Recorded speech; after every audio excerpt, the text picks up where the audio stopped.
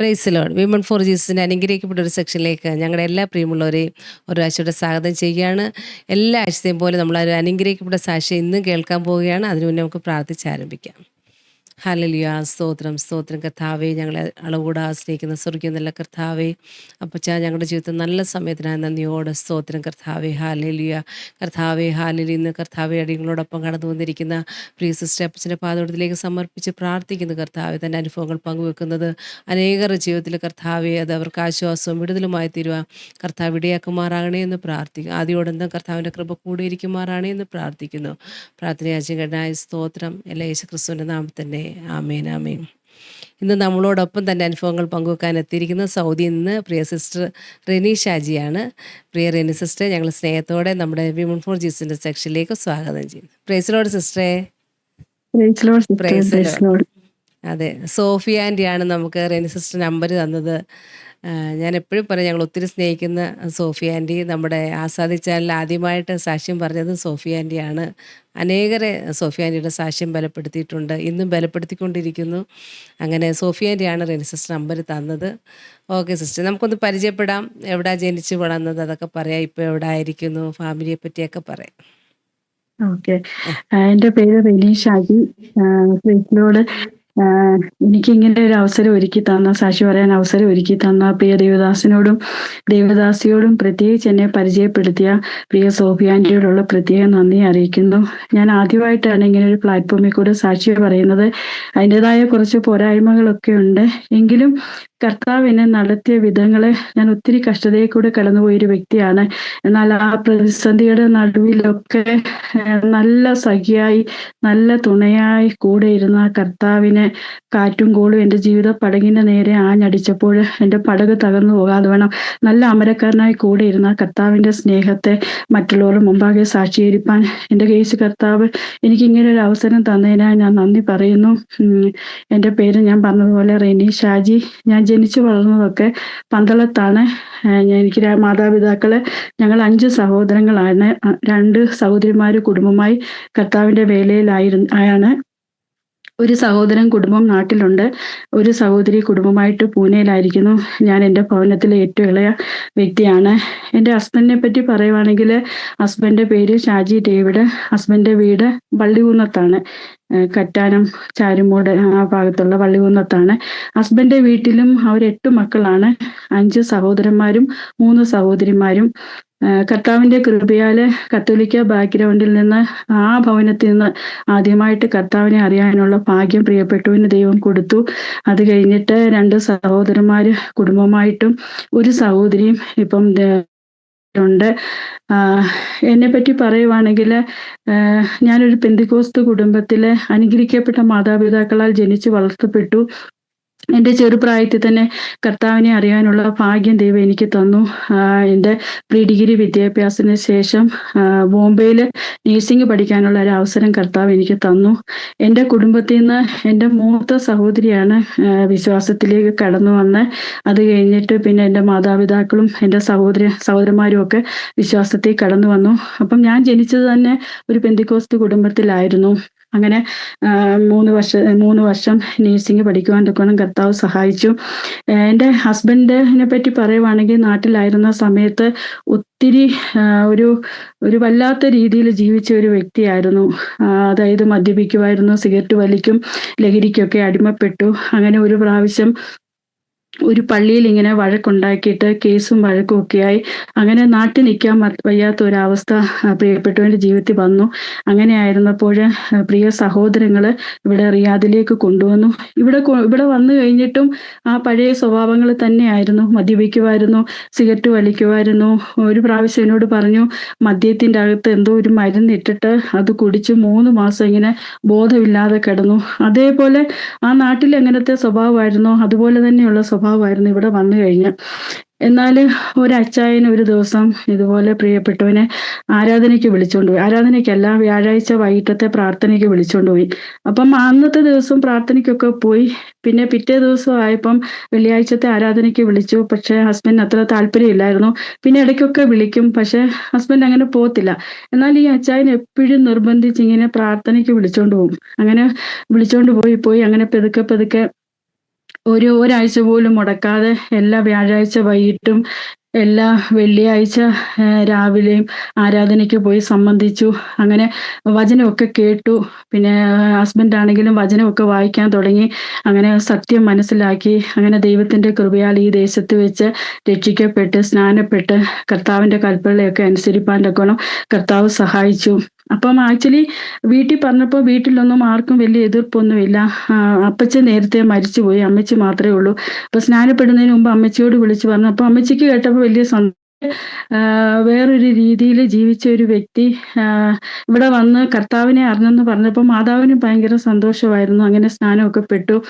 Actually ഈ പ്രാർത്ഥനയ്ക്ക് ഷൈച്ചാനെ വിളിച്ചോണ്ട് പോയത് എൻ്റെ നാത്തൂന്റെ സഹോദരനായിരുന്നു. അപ്പം ഇവർക്കും എൻ്റെ നാത്തൂന്റെ സഹോദരനാണെങ്കിലും പണ്ടത്തെ സ്വഭാവങ്ങളൊക്കെ ഷൈച്ചാനെ പറ്റിയുള്ളത് അറിയാം. പക്ഷെ ഈ വിശ്വാസത്തിൽ വന്നു കഴിഞ്ഞപ്പം ആ പഴയ സ്വഭാവങ്ങളെല്ലാം അങ്ങ് മാറി. തിരുവചനത്തിൽ വായിക്കുന്നല്ലോ, ഒരുവൻ ക്രിസ്തുവിലായാൽ അവൻ പുതിയ സൃഷ്ടിയാകുന്നു, പഴയത് കഴിഞ്ഞുപോയി, ഇതാ അത് പുതുതായി തീർന്നിരിക്കുന്നു എന്ന് പറയുന്നത് പോലെ ആ പഴയ സ്വഭാവങ്ങളെല്ലാം മാറിയിട്ട് മാനസാന്തരത്തിന്റെ അവസ്ഥയിലേക്ക് വന്നപ്പോൾ ഒരു നല്ല വ്യക്തിത്വത്തിന് ഉടമയായി തീരുവാൻ കർത്താവ് സഹായിച്ചു.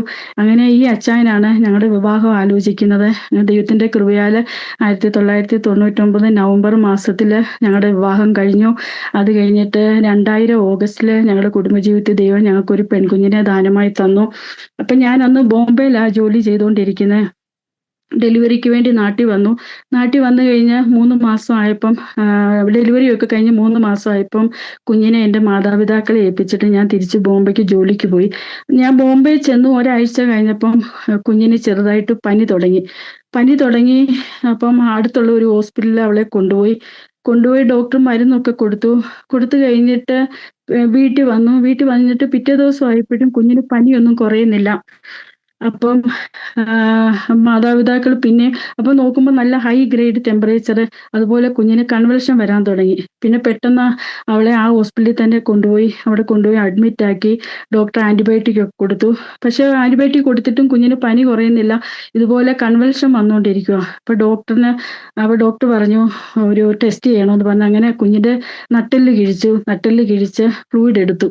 അപ്പോൾ ഫ്ലൂയിഡ് എടുത്തിട്ട് ആ ഫ്ലൂയിഡ് ടെസ്റ്റിന് വിടുന്നതിന് മുമ്പ് തന്നെ ആ ഫ്ലൂയിഡ് കണ്ടപ്പോൾ ഡോക്ടർ പറഞ്ഞു, ഡോക്ടർ എന്തോ ഒരു സംശയമുണ്ട്, കാരണം ഇത് ക്ലിയർ അല്ല, അതുകൊണ്ട് പെട്ടെന്ന് കോട്ടയം മെഡിക്കൽ കോളേജിലോട്ട് റെഫർ ചെയ്യാൻ പറഞ്ഞു. അങ്ങനെ കോട്ടയം മെഡിക്കൽ കോളേജിലോട്ട് കൊണ്ടുപോയി. അപ്പോഴത്തേക്കിന് എന്നോട് വിളിച്ചു പറഞ്ഞു, ഞാൻ നാട്ടിൽ വന്നു, കുഞ്ഞിനെ കോട്ടയം മെഡിക്കൽ കോളേജിൽ അഡ്മിറ്റായി. അവിടെയും എല്ലാ ടെസ്റ്റുകളും ചെയ്തു, CT സ്കാൻ ചെയ്തു. പിന്നെയും അവരെ LP ചെയ്തു, ബ്ലഡ് ടെസ്റ്റ് ഒക്കെ ചെയ്തു. അപ്പോൾ ഈ LP ചെയ്യുമ്പം കുഞ്ഞിനെ സിസ്റ്ററിന് അറിയാമല്ലോ, നമ്മളിങ്ങനെ കിടത്തി കുഞ്ഞിൻ്റെ 3 മാസം ആയതേ ഉള്ളൂ, കുഞ്ഞിൻ്റെ നട്ടെല്ലൊക്കെ ഇങ്ങനെ കിഴിച്ച് ആ ഫ്ലൂയിഡൊക്കെ എടുക്കുമ്പോൾ വല്ലാത്തൊരു അവസ്ഥയായിരുന്നു. അങ്ങനെ അവിടെ ടെസ്റ്റിന്റെ റിസൾട്ട് വന്നപ്പം കുഞ്ഞിന് മെനിഞ്ചൈറ്റിസ് ആണെന്ന് പറഞ്ഞു. അങ്ങനെ അവൾക്ക് കണ്ടിന്യൂസ് ആന്റിബയോട്ടിക് കൊടുക്കുമെന്ന് വെച്ചാൽ IV ആന്റിബയോട്ടിക്. അപ്പം കുഞ്ഞിന്റെ ഈ രണ്ട് കൈയിലും അവർ കാനുല ഇട്ടു. അപ്പം 2 കൈയിലും കാനുല ഔട്ടായിപ്പോയി. അത് കഴിഞ്ഞ് കാലയിൽ കാനുല ഇട്ടു, അതും ഔട്ടായിപ്പോയി. പിന്നെ അവര് ഈ തലയുടെ ഇവിടെയും കൂടെ കാനുല ഇട്ടു. അപ്പം കൊച്ചു കുഞ്ഞല്ലേ, അപ്പം കുഞ്ഞിങ്ങനെ തല അനക്കുന്നുടനെ കാനുല ഔട്ടായിപ്പോയി. അങ്ങനെ തലയിൽ നീര് വെച്ച് കുഞ്ഞിനെ കാണുമ്പോൾ ഒരു വല്ലാത്തൊരു അവസ്ഥയായിരുന്നു. പെട്ടെന്ന് ഷൈച്ചാൻ്റെ ഒരു ജ്യേഷ്ഠ നാട്ടിലുണ്ടായിരുന്നു. ചേട്ടൻ വിളിച്ച് ഹസ്ബൻഡിനോട് പറഞ്ഞു, നിനക്ക് കുഞ്ഞിനെ ജീവനോട് കാണണമെങ്കിൽ നീ പെട്ടെന്ന് നാട്ടിൽ വരാൻ പറഞ്ഞു. അങ്ങനെ നാട്ടിൽ വന്നു, ലീവ് എടുത്ത് നാട്ടിൽ വന്നു. അപ്പോഴത്തേക്കിനും ഓൾറെഡി 20 ദിവസമായി. 20 ദിവസമായിട്ടും ഈ കണ്ടിന്യൂസ് ഇങ്ങനെ ആന്റിബയോട്ടിക് കൊടുത്തിട്ടും ഒരു പനിക്കൊരു കുറവുമില്ല. ഒത്തിരി ദൈവമക്കള് അവൾക്ക് വേണ്ടി പ്രാർത്ഥിച്ചു. അപ്പൊ എൻ്റെ മാതാവും എൻ്റെ കൂടെ ഉണ്ട്. ഞാനും മാതാവും എൻ്റെ ഹസ്ബൻഡും ഞങ്ങൾ ഹോസ്പിറ്റലിൽ ഇരിക്കുന്നത്. അപ്പം ഞങ്ങൾ ഒരു ദിവസം ഇതുപോലെ വൈകിട്ട് ഹസ്ബൻഡ് ഇതുപോലെ കുഞ്ഞിനെ കൈ വെച്ച് പ്രാർത്ഥിച്ചു. ഞങ്ങൾ 3 പേരും കൂടെ ഇങ്ങനെ കൈ കോർത്ത് വെച്ച് പ്രാർത്ഥിച്ചു. ഇപ്പൊ കുഞ്ഞിനും ഈ പനി വരാതിരിക്കാനുള്ള ആന്റിബയോട്ടിക്കും കൊടുക്കുന്നുണ്ട്, അതുപോലെ ഫിറ്റ്സ് വരാതിരിക്കാനുള്ള മരുന്നും കൊടുക്കുന്നുണ്ട്. അപ്പൊ ഈ പ്രാർത്ഥിച്ചു കഴിഞ്ഞ അന്ന് വൈകിട്ട് ഞങ്ങൾ ആരോടും പറഞ്ഞില്ല. ഞങ്ങൾ വിശ്വാസത്താൽ എന്ത് ചെയ്തെന്ന് വെച്ചാൽ ഈ ഫിറ്റ്സ് വരാതിരിക്കാനുള്ള മരുന്ന് ഞങ്ങൾ തന്നെ നിർത്തി. ആക്ച്വലി ഡോക്ടേഴ്സ് നമുക്കറിയാമല്ലോ, ഈ ഫിറ്റ്സ് വരാതിരിക്കാനുള്ള മരുന്ന് അങ്ങനെ ഒറ്റയടിക്ക് നമുക്ക് നിർത്താൻ പറ്റത്തില്ല. പക്ഷെ ഞങ്ങൾ വിശ്വാസത്തോടെ അങ്ങ് നിർത്തി. അത്ഭുതം എന്ന് പറയട്ടെ, പിറ്റേ ദിവസം മുതൽ കുഞ്ഞിന്റെ ടെമ്പറേച്ചറൊക്കെ കുറഞ്ഞു. അങ്ങനെ ഒരു 5 ദിവസം കൂടെ അവിടെ കിടന്നു കഴിഞ്ഞിട്ട് ഡിസ്ചാർജ് ആയി. പക്ഷെ ഡിസ്ചാർജ് ആവുന്ന സമയത്ത് ഡോക്ടേഴ്സ് ഞങ്ങളോട് പറഞ്ഞു, ഇതുപോലെ അന്ന് CT ചെയ്തപ്പം CTയുടെ റിപ്പോർട്ട് എന്ന് പറഞ്ഞാൽ അതിൻ്റെ അകത്ത് ലെഫ്റ്റ് ഫ്രണ്ടൽ ലോബ് അട്രോപ്പിയ. അപ്പം നമുക്കറിയാമല്ലോ, ലെഫ്റ്റ് സൈഡിൽ, ബ്രെയിൻ്റെ ലെഫ്റ്റ് സൈഡിൽ ഇങ്ങനെ പ്രശ്നമാകുമ്പം കുഞ്ഞിൻ്റെ റൈറ്റ് സൈഡ് കൈയും കാലും ചില ആക്ടിവിറ്റീസ് ഒക്കെ കുറവായിരിക്കും. അപ്പോൾ ഡോക്ടർ ഞങ്ങളോട് പറഞ്ഞു കുഞ്ഞിൻ്റെ റൈറ്റ് സൈഡിന് ആക്ടിവിറ്റീസ് ഒക്കെ കുറവായിരിക്കും. അതുപോലെ കമന്ന് വീഴുന്നതാണെങ്കിലും ഇരിക്കുന്നതും എഴുന്നേൽക്കുന്നതും ഒക്കെ വർത്താനം പറയുന്നതും ഒക്കെ ഒത്തിരി ഡിലേ ആയിട്ടേ ചെയ്യത്തുള്ളൂ. അതുപോലെ ഈ കുഞ്ഞ് വളർന്നു വന്നാലും എന്തെങ്കിലും ഒരു അബ്നോർമാലിറ്റി കുഞ്ഞിൻ്റെ ജീവിതത്തിൽ കാണുമെന്ന് പറഞ്ഞു. പക്ഷേ അപ്പം ഞങ്ങൾ അന്നേരം ശ്രദ്ധിച്ചപ്പോൾ ഞങ്ങൾക്കും മനസ്സിലായി കുഞ്ഞിൻ്റെ റൈറ്റ് സൈഡ് കൈ നല്ലപോലെ അനങ്ങുന്നില്ല. അപ്പം ഞങ്ങൾ അവിടെ ഫിസിയോതെറാപ്പിനെ കാണിച്ചു. ഫിസിയോതെറാപ്പിസ്റ്റ് വന്ന് നോക്കിയിട്ട് പറഞ്ഞു കുഞ്ഞിൻ്റെ റൈറ്റ് സൈഡിലെ കയ്യിലെ തമ്പിൽ തേൻ പുരട്ടണം. തേൻ പുരട്ടിയിട്ട് കുഞ്ഞിൻ്റെ വായിലോട്ട് ഇങ്ങനെ വെച്ചു കൊടുക്കണം. അപ്പോൾ ആ ഒരു പ്രാവശ്യം മധുരം ഇങ്ങനെ നുകരുമ്പോൾ പിന്നെയും അതങ്ങനെ മധുരം നുകരാൻ വേണ്ടി ഇങ്ങനെ കുഞ്ഞ് കൈ അനക്കി അങ്ങനെ ഒരു എക്സസൈസ് ആവും. അങ്ങനെ കുഞ്ഞ് കൈയൊക്കെ അനക്കുമെന്ന് പറഞ്ഞു. അത് കഴിഞ്ഞിട്ട് ഞങ്ങൾ ഡിസ്ചാർജായി വീട്ടിൽ വന്നു. പിറ്റേ ദിവസം തന്നെ കുഞ്ഞിൻ്റെ പ്രതിഷ്ഠയൊക്കെ നടത്തി. അത് കഴിഞ്ഞ് 2 ദിവസം കഴിഞ്ഞപ്പോൾ ഞാനും കുഞ്ഞിനെയും കൊണ്ട് ബോംബെക്ക് വന്ന് ഞങ്ങളുടെ ഹോസ്പിറ്റലിലും ഞാൻ കുഞ്ഞിനെ കാണിച്ചു. അപ്പം ഞങ്ങളുടെ ഡോക്ടേഴ്സും ഈ സെയിം കാര്യങ്ങൾ തന്നെയാണ്, മെഡിക്കൽ കോളേജിൽ എന്ത് പറഞ്ഞോ ആ കാര്യങ്ങൾ തന്നെയാണ് എന്നോട് പറഞ്ഞു കണ്ടിന്യൂസ് ഫിസിയോതെറാപ്പി ചെയ്യണമെന്ന് പറഞ്ഞു. പക്ഷെ അത്ഭുതം എന്ന് പറയട്ടെ, ഞങ്ങൾ ബോംബെ ചെന്നു. 2 ദിവസം കഴിഞ്ഞപ്പം, അതായത് ഹസ്ബൻഡ് തിരിച്ച് റിയാദിലോട്ട് പോകുന്നതിന് മുമ്പായിട്ട് തന്നെ കുഞ്ഞ് കമന്ന് വീഴുവാൻ തക്കോണം കർത്താവ് സഹായിച്ചു. ഒരു അബ്നോർമാലിറ്റിയും ഇല്ല. കുഞ്ഞ് വളർന്നു വരുമ്പോൾ എന്തെങ്കിലും ഒരു അബ്നോർമാലിറ്റി കാണുമെന്ന് പറഞ്ഞു. എന്നാലും അവള് കമന്ന് വീഴുന്ന സമയമായപ്പം കമന്ന് വീഴുന്നു, നിൽക്കേണ്ട സമയമായപ്പം നിന്നു, സംസാരിക്കേണ്ട സമയമായപ്പോൾ സംസാരിച്ചു. ഒരു കുഴപ്പവും ഇല്ലാതെ ആരോഗ്യത്തോടെ നല്ല ആരോഗ്യമുള്ള ഒരു കുഞ്ഞിനെ ദൈവം ഞങ്ങൾക്ക് ദാനമായി തന്നു. അന്ന് അവള് BSc നേഴ്സൊക്കെ പഠിച്ച് കല്യാണമൊക്കെ കഴിച്ച് കുടുംബസ്ഥയായിട്ട് ആയിരിക്കുന്നു. അങ്ങനെ ദൈവം ഞങ്ങളുടെ ജീവിതത്തിൽ വലിയൊരു അത്ഭുതം ചെയ്തു. അങ്ങനെ 2002 ഞാൻ ഈ സൗദി അറേബ്യയിൽ അബഹ എന്ന് പറയുന്ന സ്ഥലത്ത് ജോലിയോടുള്ള ബന്ധത്തിൽ വന്നു. അന്ന് ഹസ്ബൻഡ് റിയാദില. അപ്പം ദൈവം ഞങ്ങളുടെ കുടുംബജീവിതത്തിൽ ഒരു പെൺകുഞ്ഞിനെ കൂടി ദാനം തന്നു. അപ്പം കുഞ്ഞുങ്ങൾ 2 പേരും നാട്ടില്. അങ്ങനെ ഞങ്ങൾ 3 പേരും 3 സ്ഥലത്ത്. ഞങ്ങൾ ഒത്തിരി ദൈവസന്നിധി പ്രാർത്ഥിച്ചു കുടുംബമായിട്ട് ഒന്നിച്ചായിരിക്കാൻ. അതിനുവേണ്ടി ഒത്തിരി പ്രയത്നിക്ക് ചെയ്തു. ഞാൻ റിയാദിലോട്ട് ട്രാൻസ്ഫർ ആകുന്നതിന് വേണ്ടി റിയാദിലുള്ള MOHന്റെ ഓഫീസിലൊക്കെ പേപ്പർ വർക്കൊക്കെ ചെയ്തു. എല്ലാ പേപ്പർ വർക്കും ചെയ്ത് കഴിഞ്ഞ് ലാസ്റ്റിലാകുമ്പം ആ MOHന്റെ വലിയ ആള് സൈൻ ഇടാറായപ്പോൾ ഇങ്ങനെ പറഞ്ഞു, ഒരു മ്യൂച്വൽ ട്രാൻസ്ഫർ ഇല്ലാതെ നടക്കത്തില്ല, അതുകൊണ്ട് ഈ പേപ്പർ കൊണ്ട് ഇനി ഒന്നും ചെയ്യാൻ പറ്റത്തില്ല എന്ന് പറഞ്ഞുകൊണ്ട് അതിൻ്റെ അകത്ത് ട്രാൻസ്ഫർ ക്യാൻസൽ എന്ന് പറഞ്ഞുകൊണ്ട് എഴുതി. അത് ഞങ്ങളുടെ മുമ്പിൽ വെച്ചായിരുന്നു. ആ പേപ്പർ ഞങ്ങൾ കണ്ടു. അപ്പോൾ പിന്നെ എന്തോ ചെയ്യും, ഒത്തിരി നിരാശ ഞങ്ങളുടെ ജീവിതത്തിൽ വന്നു. പിന്നെ ഞങ്ങൾ പ്രാർത്ഥിച്ചുകൊണ്ടിരുന്നു. ഷൈച്ചാൻ്റെ കമ്പനിയിലാണെങ്കിലും അബേലോട്ട് ട്രാൻസ്ഫറിന് വേണ്ടി നോക്കി, പക്ഷെ ഒന്നും നടന്നില്ല. അങ്ങനെ ഇരുന്നപ്പം 2007 മാർച്ചിലായപ്പം ഇവിടുത്തെ കമ്പനിയിൽ ജോലി ചെയ്യുന്ന ഒരു മലയാളി ഇതുപോലെ UK പോയി. അപ്പോൾ ആ സ്ഥാനത്ത് ഒരു വേക്കൻസി വന്നപ്പം ആ മലയാളി എന്നെ വിളിച്ച് പറഞ്ഞു, ഇതുപോലെ ഞാൻ പോവാ, ഹസ്ബൻഡിനോട് പറയാൻ പറഞ്ഞു. അങ്ങനെ ഞങ്ങൾ അവിടുത്തെ റിയാദി കമ്പനി പറഞ്ഞു. അങ്ങനെ ഹസ്ബൻഡിന് അബേലോട്ട് ട്രാൻസ്ഫർ വന്നു. അങ്ങനെ 2007 മാർച്ച് മാസത്തിൽ ഞങ്ങൾ കുടുംബമായിട്ട് ഒന്നിച്ച് കുഞ്ഞുങ്ങളെ നാട്ടിൽ നിന്ന് കൊണ്ടുവന്നു. അങ്ങനെ കുടുംബമായിട്ട് ഈ അബയുടെ പ്രദേശത്തായിരുന്നു. ഇത് ഞങ്ങൾ വന്നത് മാർച്ചിലാണ്. പക്ഷെ ഒരു 3 മാസം കഴിഞ്ഞപ്പോൾ, അതായത് ജൂലൈ മാസം ആയപ്പം, അന്നൊരു ബുധനാഴ്ചയാണ്. അപ്പം ആ സമയത്തൊക്കെ 2007 ഇവിടെ വീക്കെൻഡ് എന്ന് പറയുന്നത് വ്യാഴവും വെള്ളിയാണ്. അപ്പോൾ ബുധനാഴ്ച ഒരു രാവിലെ ആയപ്പോൾ എൻ്റെ ഹോസ്പിറ്റലിൽ നിന്ന് വിളിച്ചിട്ട് എന്നോട് പറഞ്ഞു, നിന്റെ റിയാദിലോട്ടുള്ള ട്രാൻസ്ഫറിൻ്റെ പേപ്പർ എല്ലാം ശരിയായി, അപ്പോൾ വ്യാഴവും വെള്ളി അവധിയല്ലയോ, നീ ശനിയാഴ്ച റിയാദിൽ പോയി ജോയിൻ ചെയ്യണമെന്ന് പറഞ്ഞു. ഇത് കേട്ടപ്പോൾ എൻ്റെ മനസ്സിലൊരു ഭയങ്കര ഒരു ടെൻഷൻ. ദൈവമേ, ഈ ട്രാൻസ്ഫർ ശരിയാകത്തില്ലെന്ന് പറഞ്ഞ സ്ഥാനത്ത് ഇതെങ്ങനെ നടന്നു? ഞങ്ങൾ കണ്ടത് ആ പേപ്പറിൽ ഇങ്ങനെ ക്യാൻസൽ എന്ന് പറഞ്ഞിട്ട് എഴുതുന്നത്. പിന്നെ അത് കാരണം കുഞ്ഞുങ്ങളെ നാട്ടിൽ നിന്ന് കൊണ്ടുവന്നു. ഹസ്ബൻഡ് ആണെങ്കിൽ ഇങ്ങോട്ട് ട്രാൻസ്ഫർ ആയി. ഇനി ആ ഒരു ട്രാൻസ്ഫർ റിയാദിലോട്ട് തിരിച്ചു പോകാൻ പറ്റത്തില്ല. എൻ്റെ ട്രാൻസ്ഫർ ക്യാൻസൽ ആക്കണമെങ്കിലും ഒരു വഴിയുമില്ല ഞങ്ങളുടെ മുമ്പിൽ. ഞങ്ങൾ ഒത്തിരി കരഞ്ഞു. ദൈവമേ, ഈ വിഷയം എങ്ങനെ പ്രവർത്തിക്കും, ആരോട് പറയും, ആര് ഞങ്ങൾക്ക് വേണ്ടി സഹായിക്കും, ഇങ്ങനെ ഒത്തിരി വിഷമിച്ചിരുന്നു. എന്നാൽ ഈ സംഭവം നടക്കുന്നതിന് ഒരു മാസം മുമ്പ് എൻ്റെ ഹസ്ബൻഡ് ആരാമെക്സ് എന്ന് പറയുന്ന ഒരു കൊറിയർ കമ്പനിയിലാണ് ജോലി ചെയ്യുന്നത്. അപ്പം അവിടെ ഒരു സൗദിക്ക് ഒരു സാധനം വന്നു.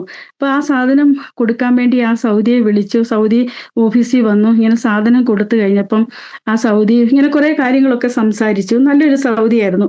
ആ പുള്ളിക്കാരൻ പറഞ്ഞു, ഞാൻ ഇതുപോലെ MOHന്റെ ഓഫീസിലാണ് ജോലി ചെയ്യുന്നത്, എൻ്റെ നമ്പർ സേവ് ചെയ്ത് വെച്ചോ, എന്തൊരു ആവശ്യം ഉണ്ടെങ്കിൽ എന്നെ വിളിച്ചാൽ മതി എന്ന് പറഞ്ഞു. പെട്ടെന്ന് ഹസ്ബൻഡ് ഈ കാര്യം ഓർമ്മ വന്നു. അപ്പം തന്നെ ഈ സൗദിയെ വിളിച്ചു. സൗദി വിളിച്ചപ്പം പുള്ളിക്കാരൻ പറഞ്ഞു, എനിവേ വ്യാഴം വെള്ളി ഇവിടെ അവധിയല്ലയോ, സിസ്റ്ററോട് പറ ശനിയാഴ്ച രാവിലെ MOHന്റെ ഓഫീസിൽ വരാൻ പറഞ്ഞു. അങ്ങനെ രാവിലെ തന്നെ ഞാനും കുഞ്ഞുങ്ങളുമായിട്ട് MOHന്റെ ഓഫീസിൽ ചെന്നു.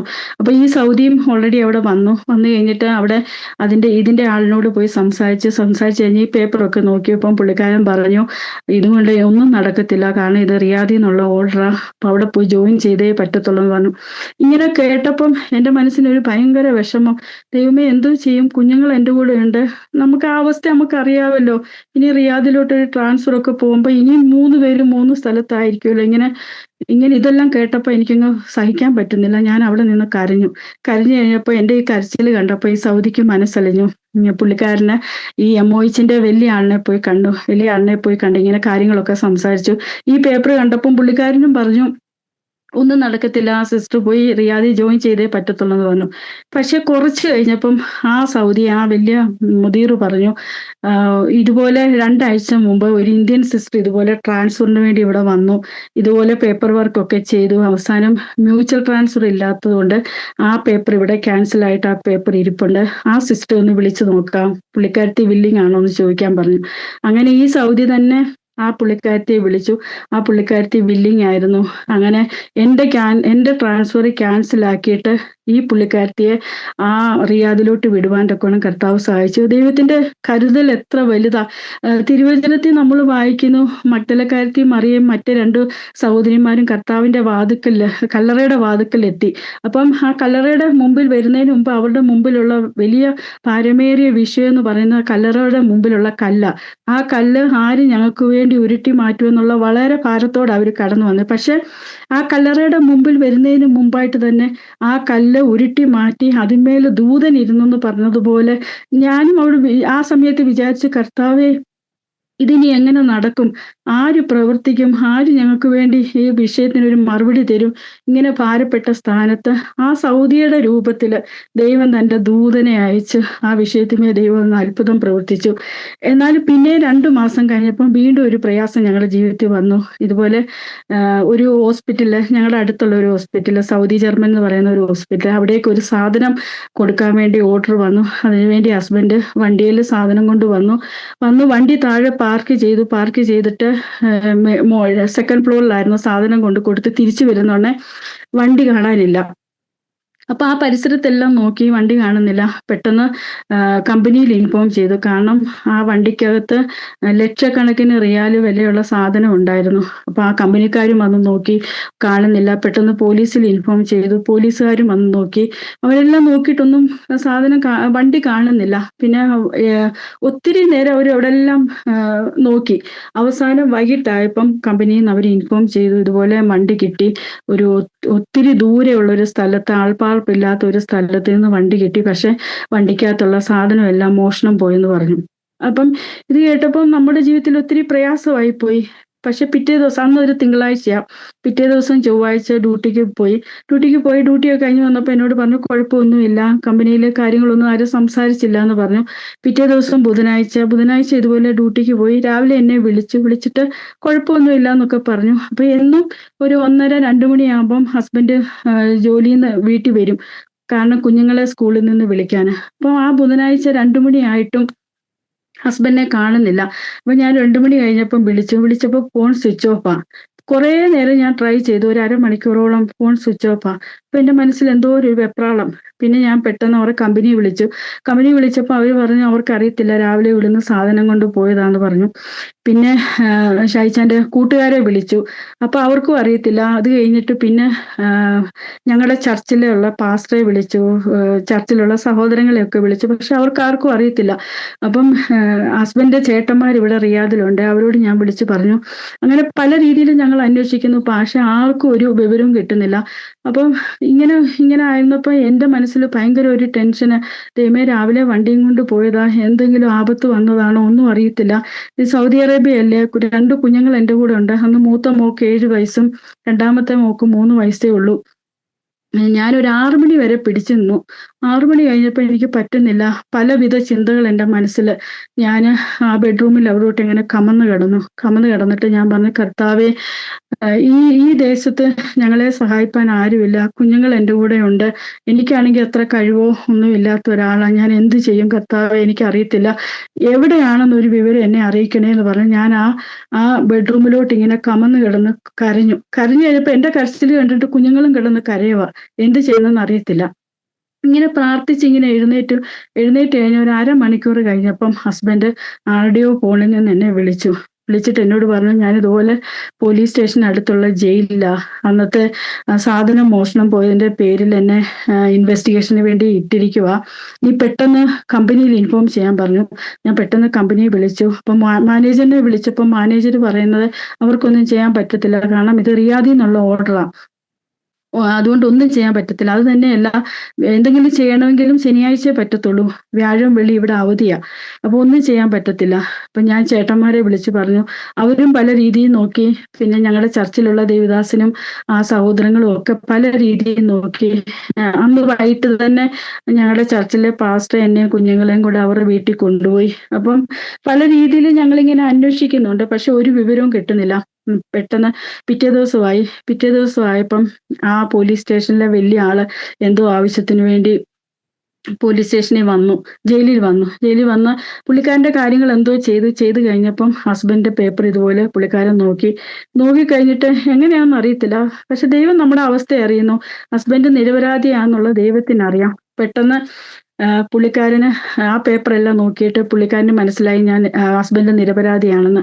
അങ്ങനെ അന്ന് വ്യാഴാഴ്ച വൈകിട്ട് തന്നെ ജയിലിൽ നിന്ന് വെളിയിൽ ഇറങ്ങുവാൻ്റെ ഗുണം കർത്താവ് സഹായിച്ചു. മാനുഷികമായി നോക്കുമ്പോൾ ഒരു സാധ്യതയും ഇല്ല, കാരണം വ്യാഴം വെള്ളി ഇവിടെ അവധിയായി. എന്തെങ്കിലും നടക്കണമെങ്കിലും ശനിയാഴ്ച നടക്കത്തുള്ളൂ. പക്ഷെ ദൈവത്തിന്റെ പ്രവൃത്തി എന്ന് പറയുന്നത് അത് തന്നെയല്ല. ശനിയാഴ്ച ഇൻ കേസ് വെളിയിൽ ഇറങ്ങുവാണെങ്കിൽ നമ്മൾ വിചാരിച്ചതിനും ആരെങ്കിലും റെക്കമെൻഡ് കാരണത്താലാ ഇറങ്ങിയെന്ന്. എന്നാൽ തിരുവചനത്തിൽ വായിക്കുന്ന യെശയ്യാ പ്രവചനത്തില്, ഞാൻ യഹോവ, അത് തന്നെ എൻ്റെ നാമം, ഞാൻ എൻ്റെ മഹത്വം മറ്റൊരുത്തിനും എൻ്റെ സ്തുതി വിഗ്രഹങ്ങൾക്കും വിട്ടുകൊടുക്കത്തില്ല. ദൈവം നമ്മുടെ ജീവിതത്തിൽ ചെയ്യാൻ ആഗ്രഹിക്കുന്ന കാര്യങ്ങൾ അത് ഒരു മറ്റൊരുത്തന്റെ നാമം മഹത്വപ്പെടുവാൻ ദൈവം ആഗ്രഹിക്കുന്നില്ല. ദൈവം തന്നെ ഇറങ്ങി ആ വിഷയത്തിന്മേൽ അത്ഭുതം പ്രവർത്തിച്ചു. ഇങ്ങനെ ഈ 2 സംഭവങ്ങൾ കഴിഞ്ഞപ്പോൾ ഹസ്ബൻഡ് എന്നോട് പറഞ്ഞു, കർത്താവ് നമ്മളെ ഈ ദേശത്ത് കൊണ്ടുവന്നത് നമ്മളിങ്ങനെ ജോലി ചെയ്യുന്നു, ശമ്പളമൊക്കെ വാങ്ങിക്കുന്നു, അങ്ങനെ പോകാനല്ല ദൈവം നമ്മളെ കുറിച്ച് ആഗ്രഹിക്കുന്നത്. ദൈവത്തിന് നമ്മളെ കുറിച്ചൊരു പദ്ധതിയുണ്ട്. ദൈവഹിതത്തിന് വേണ്ടി നമുക്ക് സമർപ്പിച്ച് പ്രാർത്ഥിക്കാം. അത് തന്നെയല്ല, കർത്താവിന് വേണ്ടി നമുക്ക് എന്തൊക്കെ ചെയ്യാൻ പറ്റുന്നോ ആ കാര്യങ്ങളൊക്കെ ഏത് രീതിയിലാണെങ്കിലും, സാമ്പത്തികമായിട്ടാണെങ്കിലും അല്ലാത്ത രീതിയിലാണെങ്കിലും, നമുക്ക് കർത്താവിന് വേണ്ടി കർത്താവ് ആഗ്രഹിക്കുന്ന രീതിയിൽ മുന്നേറാൻ വേണ്ടി നമുക്ക് പ്രാർത്ഥിക്കാം. അതിനുവേണ്ടി നമുക്ക് സമർപ്പിക്കാമെന്ന് പറഞ്ഞു. അങ്ങനെ ഞങ്ങൾ ആക്ച്വലി താമസിക്കുന്ന വീടെന്ന് പറയുന്നത് ആരാധനയൊന്നും നടത്താൻ സൗകര്യമില്ലാത്തൊരു റൂമായിരുന്നു. അപ്പം ഞങ്ങളുടെ ഹൃദയത്തിൽ ഇങ്ങനെ ഒരു ആഗ്രഹം വന്നു, പ്രാർത്ഥനയൊക്കെ നടത്താൻ ഒരു റൂം എടുക്കണമെന്ന്. അങ്ങനെ 2008 ആരാധന നടക്കാൻ സൗകര്യമുള്ള ഒരു ഫ്ലാറ്റ് ഞങ്ങൾ എടുത്തു. പക്ഷെ ആ ബിൽഡിംഗ് എന്ന് പറയുന്നത് അതിൻ്റെ അകത്ത് യമനികളുണ്ട്, ഈജിപ്ഷ്യൻസ് ഉണ്ട്, അതുപോലെ നോർത്ത് ഇന്ത്യൻസ് ആയ 2 ഫാമിലി ഉണ്ട്. അപ്പം ആക്ച്വലി മാസത്തിൽ ഒരു ദിവസമേ അവിടെ വെച്ച് പ്രെയർ നടക്കാൻ പറ്റത്തുള്ളൂ, കാരണം ബാക്കി 3 ദിവസം വേറെ സഹോദരന്മാരുണ്ട്, അവരുടെ വീട്ടിൽ വെച്ച് ആരാധന നടക്കും. അപ്പം അതുകൊണ്ട് ഇങ്ങനെ ഈ ഈജിപ്ഷ്യൻസ് യമനികളും ഒക്കെ ഉണ്ടായതുകൊണ്ട് ഞങ്ങൾ ഒരു റൂം ആരാധനയ്ക്ക് വേണ്ടി സൗണ്ട് പ്രൂഫ് ഒക്കെ ചെയ്തു. അങ്ങനെ ആ വെള്ളിയാഴ്ച വീട്ടിൽ വെച്ച് പ്രെയർ നടത്തി ദേവദാസനും കുടുംബവും എല്ലാ സഹോദരങ്ങളും അവരുടെ വീട്ടിൽ പോയി കഴിഞ്ഞ് ഒരു വൈകിട്ടായപ്പം ഞങ്ങളുടെ ഹൗസ് ഓണർ ഹസ്ബൻഡിനെ വിളിച്ചിട്ട് ഇതുപോലെ പറഞ്ഞു, ഞങ്ങളുടെ ഫ്ലാറ്റിന്റെ താഴെ താമസിക്കുന്ന ഒരു ഈജിപ്ഷ്യൻസാ. അപ്പൊ ആ ഈജിപ്ഷ്യൻ വിളിച്ച് കംപ്ലൈന്റ് പറഞ്ഞു, ഇതുപോലെ ഭയങ്കര ശബ്ദമായിരുന്നു, ഭയങ്കര ബഹളമായിരുന്നു, എന്തുവാ പ്രശ്നമെന്ന് ചോദിച്ചു.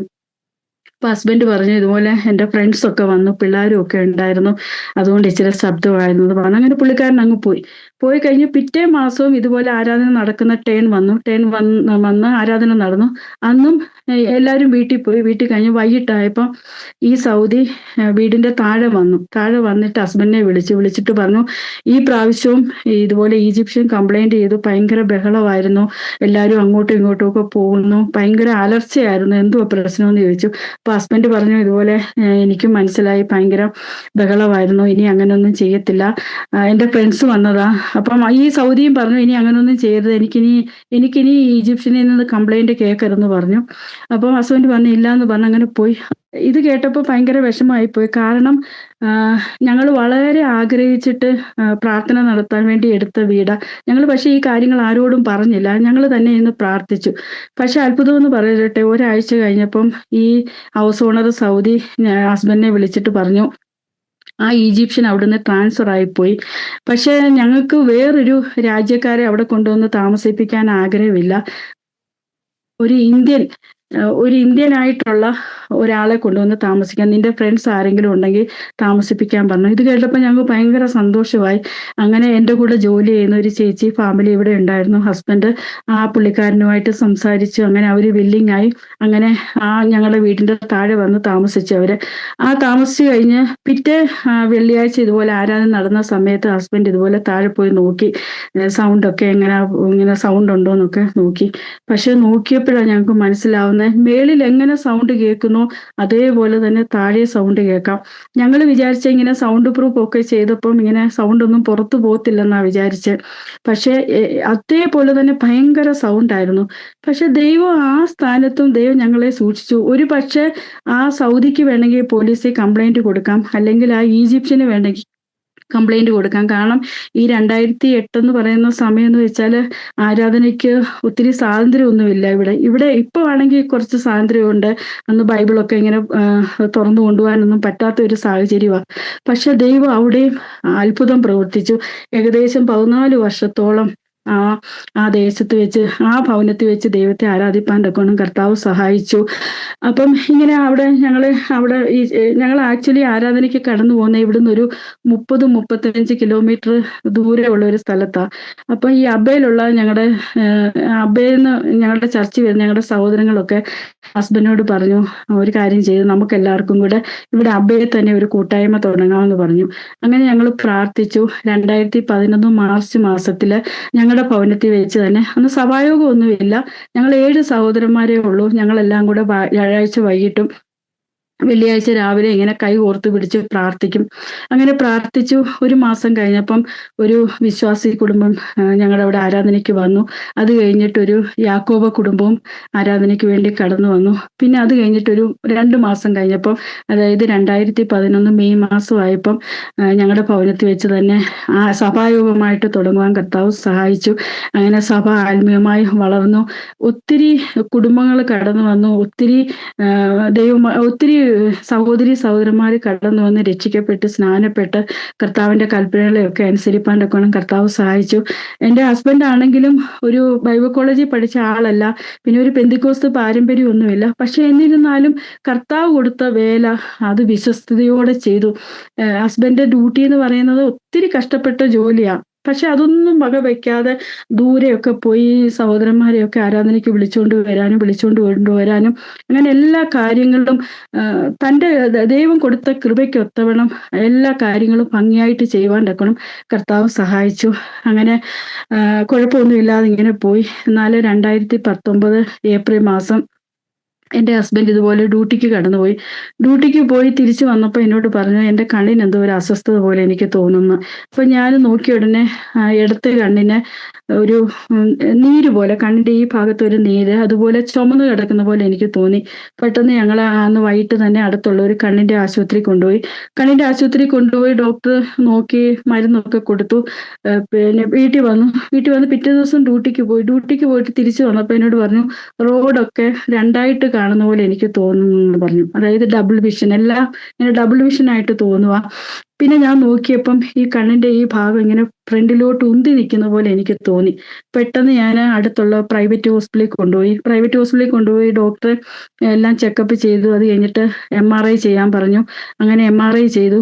MRI ബ്രെയിൻ ചെയ്ത് കഴിഞ്ഞപ്പോൾ ഡോക്ടർ പറഞ്ഞു കണ്ണിന്റെ ഈ പുറവശത്തായിട്ട് ഒരു ട്യൂമർ ആണെന്ന് പറഞ്ഞു. അപ്പം അപ്പൊ ഡോക്ടർ പറഞ്ഞു കുഴപ്പമൊന്നുമില്ല, ഞങ്ങള് ഇവിടുത്തെ തന്നെ ന്യൂറോളജിസ്റ്റിനെ റെഫർ ചെയ്യാമെന്ന് പറഞ്ഞു. പക്ഷെ ഞാൻ അപ്പോഴത്തേക്കിന് എല്ലാരെയും വിളിച്ചു പറഞ്ഞു, ഞങ്ങളുടെ ചർച്ചിലുള്ള സഹോദരങ്ങളെ, പിന്നെ നാട്ടിലൊക്കെ വിളിച്ച് ചോദിച്ചു. അപ്പോൾ എല്ലാവരും പറഞ്ഞു, നമ്മൾ ട്യൂമർ എന്നൊക്കെ കേൾക്കുമ്പോൾ നമുക്ക് തന്നെ പേടിയായി പോയല്ലോ. അപ്പൊ എല്ലാവരും പറഞ്ഞു നമുക്ക് നാട്ടിൽ എവിടെയെങ്കിലും പോയി ഡോക്ടറെ കാണിക്കാമെന്ന് പറഞ്ഞു. അങ്ങനെ ഞങ്ങൾ വെക്കേഷൻ ചോദിച്ച് അങ്ങനെ ഞങ്ങൾ നാട്ടിൽ വന്നിട്ട് ഇപ്പം നമ്മൾ അന്ന് കാലത്തൊക്കെ നമ്മൾ വിചാരിക്കുന്നത് ശ്രീചിത്രയല്ല, നമ്മുടെ CMC വെല്ലൂര് എല്ലാത്തിനും അവിടെ ആണല്ലോ കൊണ്ടുപോകുന്നത്. അപ്പം ഞങ്ങൾ തീരുമാനിച്ചെന്ന് അവിടെ പോകാമെന്ന്. അങ്ങനെ ഞാനും ഷായിച്ചാനും കൂടെ CMC വെല്ലൂര് പോയി. അവിടെ ചെന്നു. അവിടെ ന്യൂറോളജിസ്റ്റിനെ കാണിച്ചു. ന്യൂറോളജിസ്റ്റ് MRI ചെയ്തു. MRI ചെയ്തപ്പോൾ ഡോക്ടർ പറഞ്ഞു ട്യൂമർ ഒന്നുമല്ല, നമ്മുടെ കണ്ണിന്റെ പുറവശത്തുള്ള ആർട്ടറിയും വെയിനും തമ്മിൽ ജോയിന്റ് ആയിട്ട് ഒരു ഫിസ്റ്റുല ഫോം ചെയ്തേക്കുക. അപ്പൊ ഈ ആർട്ടറിയിൽ നിന്നുള്ള ബ്ലഡും ഈ വെയിനിൽ നിന്നുള്ള ബ്ലഡും കൂടെ ഇങ്ങനെ ഒന്നിച്ച് വന്നിട്ട് അതിന്റെ ഫോഴ്സ് മൂലമാ കണ്ണിങ്ങനെ ഫ്രണ്ടിലോട്ട് ഉന്തി നിൽക്കുന്നതും കണ്ണിൽ ചുമന്നിരിക്കുന്നതും. അപ്പൊ അതിനുവേണ്ടി ന്യൂറോ സർജനെ റെഫർ ചെയ്യാമെന്ന് പറഞ്ഞു. അങ്ങനെ ന്യൂറോ സർജനെ റെഫർ ചെയ്തു. ന്യൂറോ സർജൻ വന്ന് കഴിഞ്ഞിട്ട് ഡോക്ടർ പറഞ്ഞു ഒരു സെറിബ്രൽ ആൻജിയോഗ്രാം ചെയ്യാൻ പറഞ്ഞു. ഇങ്ങനെ സെറിബ്രൽ ആൻജിയോഗ്രാം ചെയ്തു കഴിഞ്ഞപ്പോൾ ഡോക്ടർ പറഞ്ഞു ഇതിന്റെ ട്രീറ്റ്മെന്റ് എന്ന് പറയുന്നത് ഒരു കീഹോൾ സർജറിയാ. അതായത് ഒരു പ്ലാറ്റിനം കോയിൽ ഇടണം. ആ കോയിലിട്ട് ആ ഫിസ്റ്റുല അടയ്ക്കണമെന്ന് പറഞ്ഞു. അപ്പൊ എന്നോട് ചോദിച്ചു വില്ലിംഗ് ആണോ എന്ന് ചോദിച്ചു. ഞാൻ പറഞ്ഞു വില്ലിംഗ് ആണെന്ന് പറഞ്ഞു.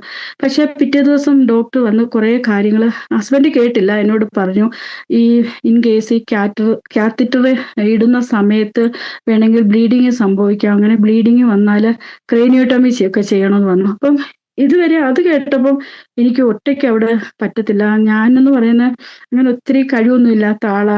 ഒരു സ്ഥലത്ത് പോയി കഴിഞ്ഞാൽ പിന്നെ തിരിച്ചു വരാനും വഴിയൊന്നും അറിയത്തില്ല. അപ്പം ഈ CMCയിലായിരുന്നപ്പോഴും ഹസ്ബൻഡ് അവിടെ അഡ്മിറ്റ്. അപ്പൊ എല്ലാ കാര്യത്തിനും ഞാനാ പോണ്ടേ. അപ്പൊ ഞാൻ ഒറ്റയ്ക്ക് ഓരോ സ്ഥലത്ത് പോയിട്ട് തിരിച്ചു വരുമ്പോൾ ചിലപ്പോൾ എനിക്ക് വഴിയൊന്നും അറിയത്തില്ല. അങ്ങനെ ഞാൻ ഒത്തിരി ബുദ്ധിമുട്ടിയിട്ടുണ്ട്. ഒത്തിരി വിഷമങ്ങൾ ഒറ്റയ്ക്ക് നിന്ന് ആരോടും ഒന്നും പറയാൻ ഇല്ലാത്ത ഒരു അവസ്ഥയിൽ കൂടെ പോയി. അപ്പൊ ആ വിഷമം എനിക്കറിയാം.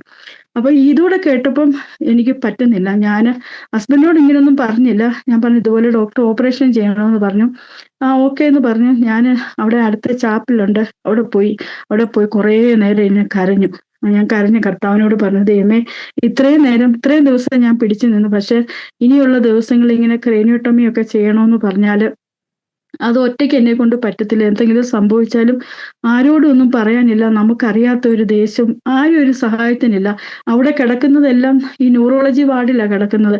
അവിടെ എല്ലാം നോർത്ത് ഇന്ത്യൻസ്. അപ്പം ആരോടും ഒന്നും പറയാനോ മിണ്ടാനോ ഒന്നും ഇല്ലാത്ത ഒരവസ്ഥയാ. കർത്താവേ എനിക്ക് ഒറ്റയ്ക്ക് പറ്റത്തില്ല, എൻ്റെ ദൈവമേ എന്നെ ഒന്ന് സഹായിക്കണേന്ന് പറഞ്ഞു. അങ്ങനെ ഞാൻ അത് കഴിഞ്ഞിട്ട് ഹസ്ബൻഡ് അടുത്ത് വന്നു. അപ്പൊ ഹസ്ബൻഡ് അന്ന് ഞങ്ങളുടെ ഇവിടുത്തെ ചർച്ചിലുള്ള 2 സഹോദരന്മാർ നാട്ടിലുണ്ടായിരുന്നു. അതിലൊരു സഹോദരന് റിസൈൻ ചെയ്ത് നാട്ടിൽ പോന്നു. ഒരു സഹോദരന് എനിക്ക് തോന്നുന്നു 25-30 ദിവസത്തെ വെക്കേഷന് വേണ്ടി നാട്ടിൽ വന്ന ആ സഹോദരൻ എന്ന് പറയുന്ന ഇപ്പോഴും ഞങ്ങളുടെ ദേവദാസന്. അപ്പം ഹസ്ബൻഡ് ഇവരോട് വിളിച്ചു പറഞ്ഞു ഇതുപോലെ ഓപ്പറേഷൻ ആണെന്ന് പറഞ്ഞു. അപ്പം ഓപ്പറേഷൻ ആണെന്ന് പറഞ്ഞു. ഇങ്ങനെ ഡേറ്റ് ഒന്നും ഫിക്സ് ചെയ്തില്ല. പക്ഷെ അതിനു മുമ്പ് തന്നെ അവർ രണ്ടുപേരും എന്നോട് പറഞ്ഞു അമ്മാമ ഒന്നും കൊണ്ടും വിഷമിക്കേണ്ട, ആ സർജറി ചെയ്യുന്നതിന്റെ തലേ ദിവസം ഞങ്ങൾ രണ്ടുപേരും അവിടെ വരാമെന്ന് പറഞ്ഞു. ഈ വാക്ക് കേട്ടപ്പോൾ എനിക്ക് എൻ്റെ മനസ്സിന് എന്തെന്നില്ലാത്ത ഒരു ആശ്വാസം പോലെ.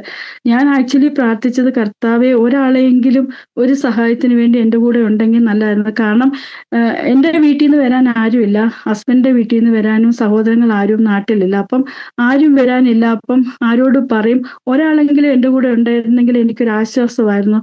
അങ്ങനെ ഞാൻ പറഞ്ഞ സ്ഥാനത്ത് 2 സഹോദരന്മാരും വരാമെന്ന് പറഞ്ഞു. അത് എൻ്റെ ജീവിതത്തിൽ എനിക്കൊരു ഭയങ്കര ആശ്വാസമായി. അങ്ങനെ സർജറിക്ക് ഡേറ്റ് ഒക്കെ ഫിക്സ് ചെയ്തു.